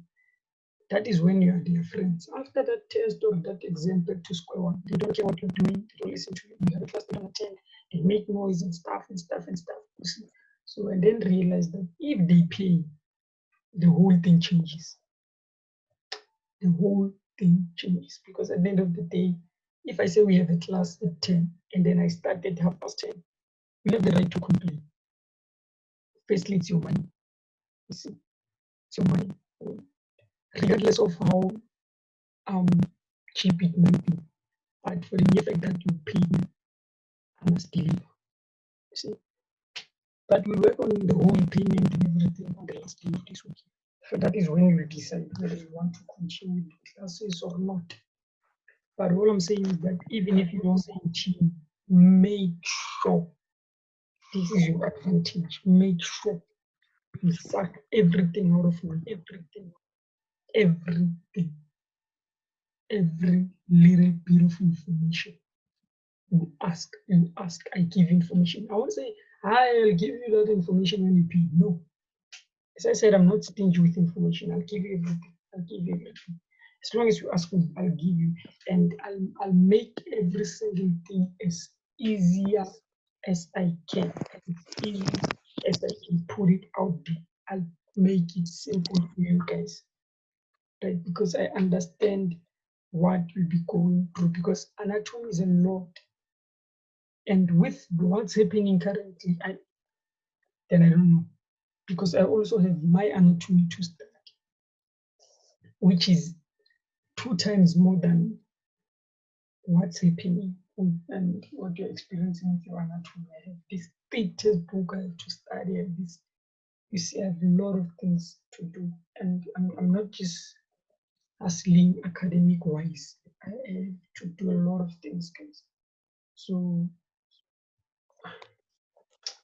but each and every day for this week, I'll try. I don't know if you want us to take break maybe on weekends.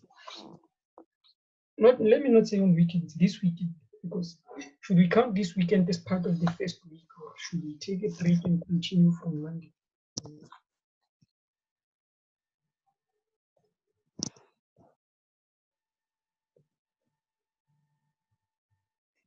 Talk to me. No, we take this weekend Let's as take this as a first week. Do we include the weekends in the week? Because a week consists of 7 days, right? Yes. Yeah, so my question is, do we include the weekends or we don't? We push until, it's Thursday today, right? So this is our first day, meaning Friday will be our second day, which is tomorrow. So I'm asking if we will include Saturday and Sunday, or should we say Friday is our second day and then we continue. We take Monday as our third day.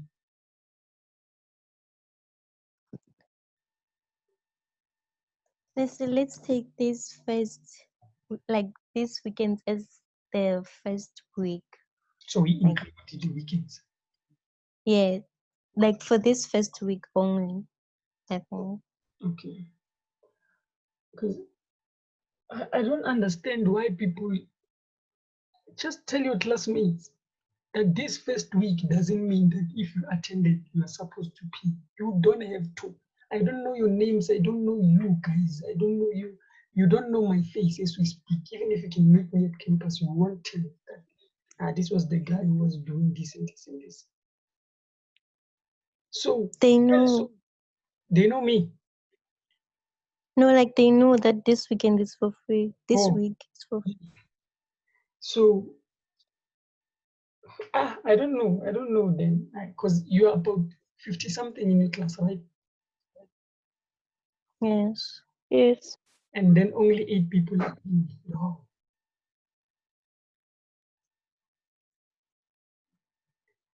At that time, this is for free. That time they are given data to attend. I don't know. It is what it is.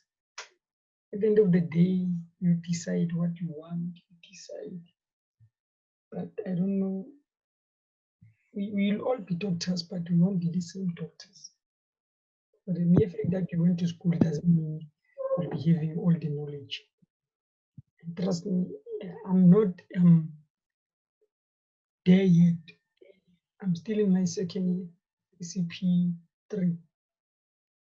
But trust me, if you get to ECP3 and your anatomy, you don't have good foundation, it's going to be a struggle. Because you have advantage over those who are doing mainstream. And your advantage is that you're doing anatomy.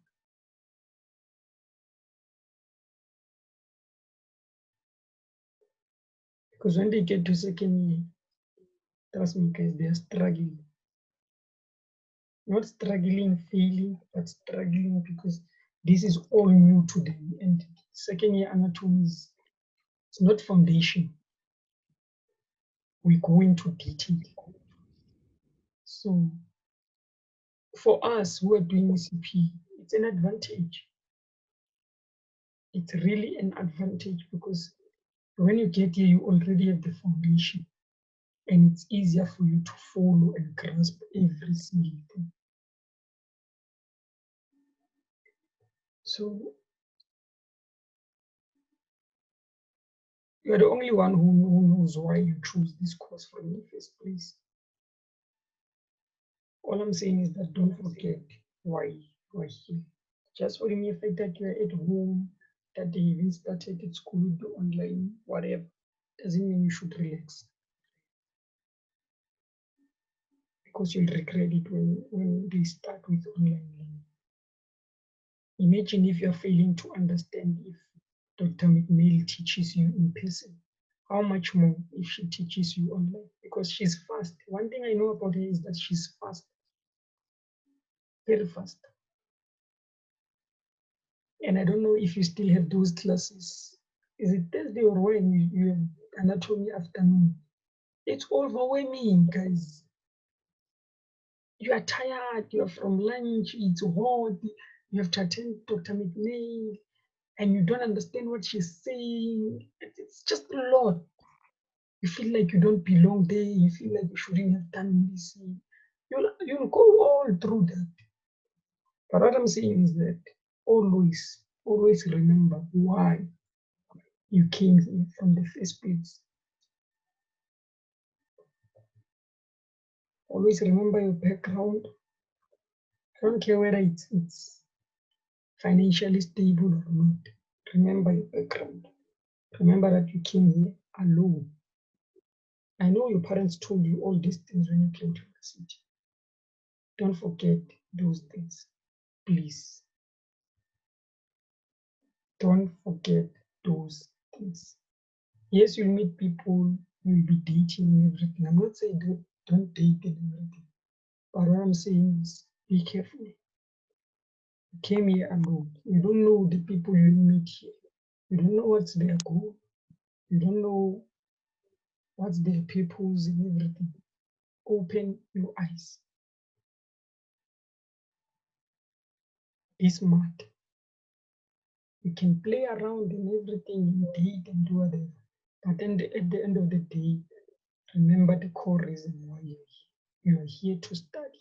I'm not saying be a bookworm and don't socialize and everything, because socializing helps. You'll be able to get information from the people you socialize with. But remember why you're here. So guys, what do you want to add? What? Any suggestions? Talk to me, or should we end the session? Understand one thing. I want to know you outside this academics. I want to know you personally, but I know that I can't do that via this online platform, right? So yeah, let's communicate. Let's communicate on WhatsApp. Let's communicate.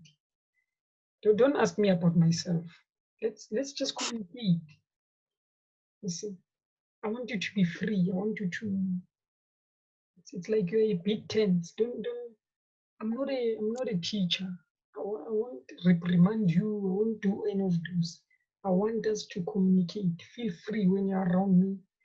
I want to feel free when I'm around you. I want us to communicate, guys. Communicate. All I want is just good relationship. Whether you pay for these classes or you don't, that doesn't mean I'll be angry with you. I want communication. You see, let's communicate. ECP, you've been told several times, I'm pretty sure, that ECP is family. It is family. We are a family.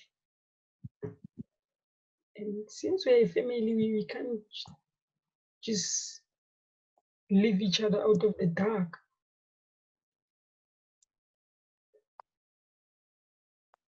We communicate, see? And you don't communicate with someone always when you need something. And that is not communication. I don't know what it is, but it's just that relationship won't last. Talk to me, even if you don't need something, let's talk. Don't come to me always when you need something. I won't take you serious. You're using memes.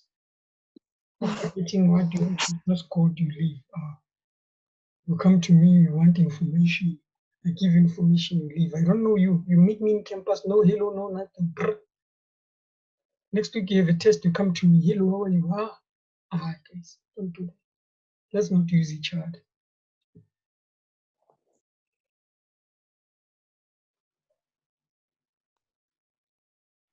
Do you mind showing your faces?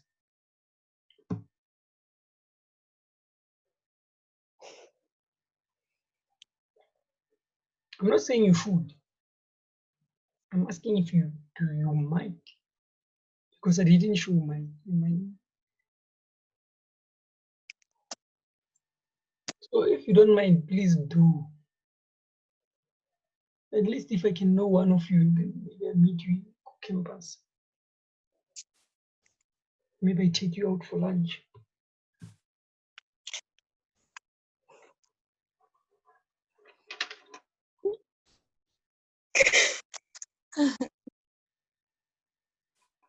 Guys, let's talk.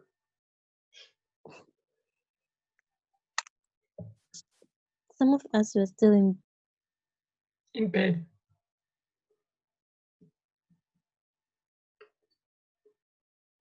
You're still in bed.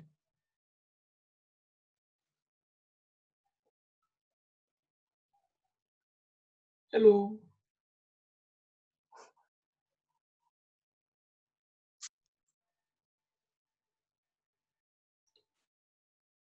Who said I'm still in bed? It's me. Even. Oh, so you don't like being seen while you're still in bed? Yeah, but it didn't wake up. Huh? I'm not yet to wake up. Okay, I respect that. I understand.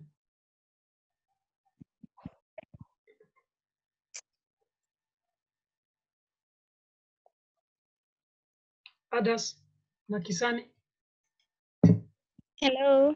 do you mind if we see you? Later on. The girl still wants to put makeup. Yes, my girl.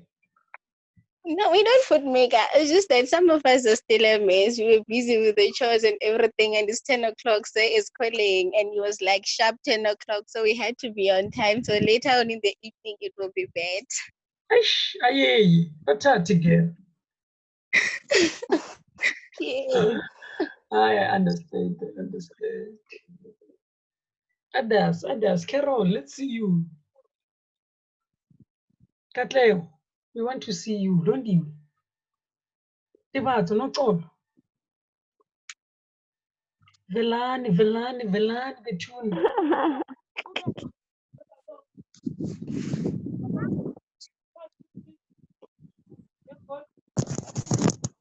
Ngiyacela sicela ukukubona. Later on. Later on, all right. Ah, no problem. Others. And I say, like, maybe you should be the one to open the platform for us. All right. I don't mind, guys. But hey, right now my hair is big somehow. Yeah, we all are messed. Exactly our point. That is what we're saying. I understand. Guys. The thing is, my laptop has bad camera. I don't know. Mara, you know me, chat. I don't know. I'm pretty sure you've seen me on campus. You'll know me when you see me.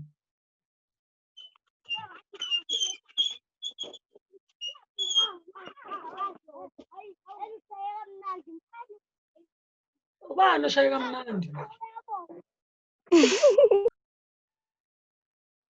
Carol, oshaya kamnandi. Yeah, guys. So I want this environment to be like this. I don't want it to be uptight. See, I don't want it to be uptight. Lindy, can you? Is your mic working now?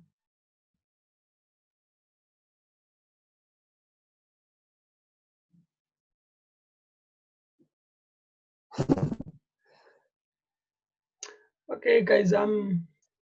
If you don't have questions, let's not finish your data, you see, because we still have many more days. Yes, please. Yeah. So I hope the first day wasn't bad, because they say first impression lasts. So if this was bad, obviously you won't come back. How can you come back to something that is good, bad, good, rough?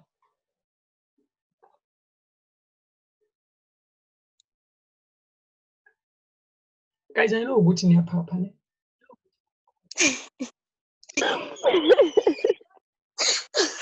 So we're gonna use some sweet konyani, please.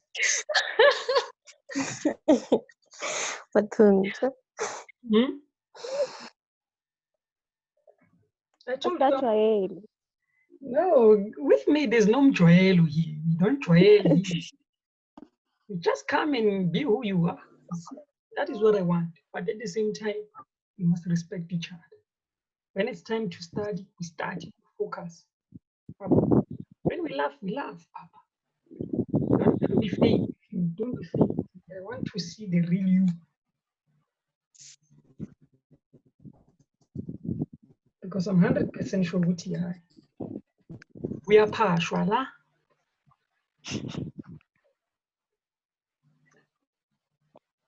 I know Papa in the crane, I need. As long as you don't make others feel bad.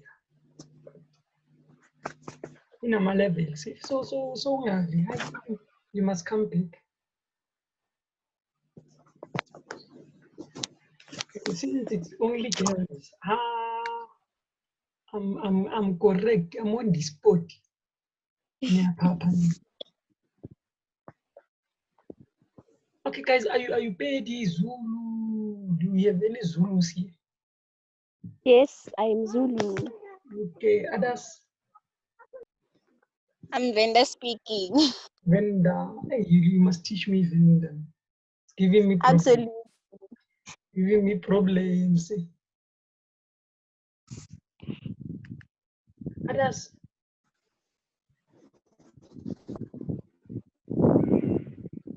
I know we have a baby here somewhere.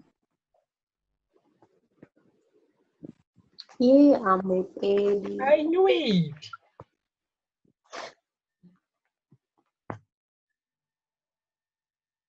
Do you have Sotho, Tsonga, Tswana?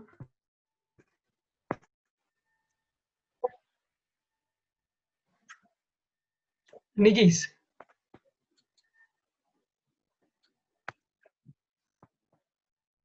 Okay. Alright, guys, that's great. I guess we'll just utilize the group chat also to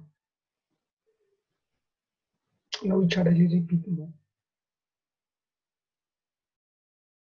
But I don't want our group chat to be filled with memes and everything, because then even if something important is sent, you won't notice. So as much as we want to know each other, we can communicate on the group chat. But don't send, those things that send to 5 WhatsApp groups or whatever. Don't send such things in our group, please. It will be removed with immediate effect.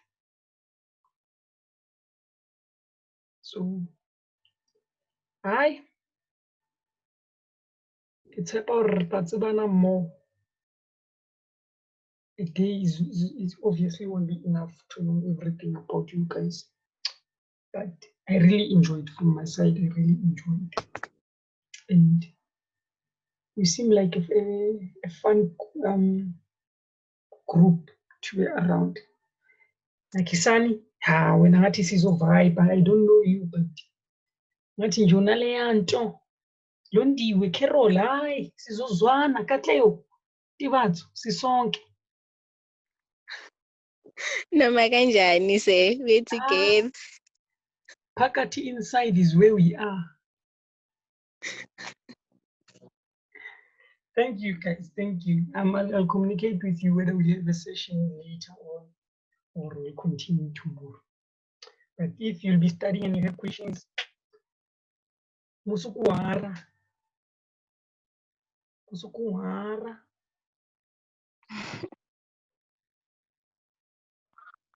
I'm Sotho, guys, so if I'm misusing this Zulu, you'll forgive me. I like Zulu for some reason, but I'm Sotho, I don't know why.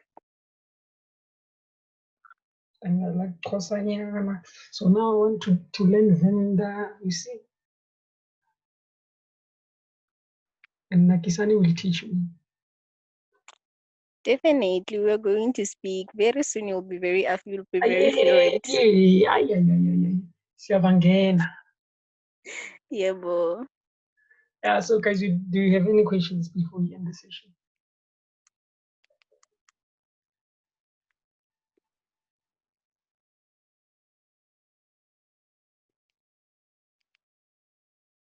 Leg, that means you don't have questions. Everything was crystal clear.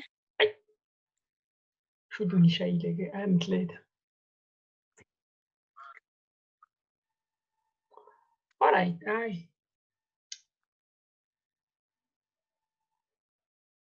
I'll let you know. I'll update you whether we'll attend later or Kanja.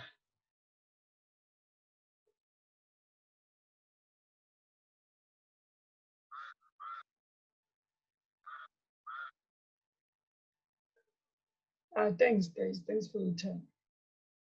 Thank you, sir. And enjoy the rest of your day. I'll chow 2 hours of your day already.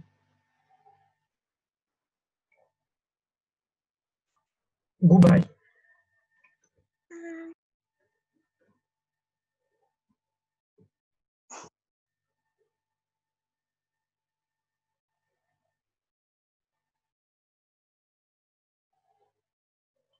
You can leave. I'll be the last to leave. Don't worry.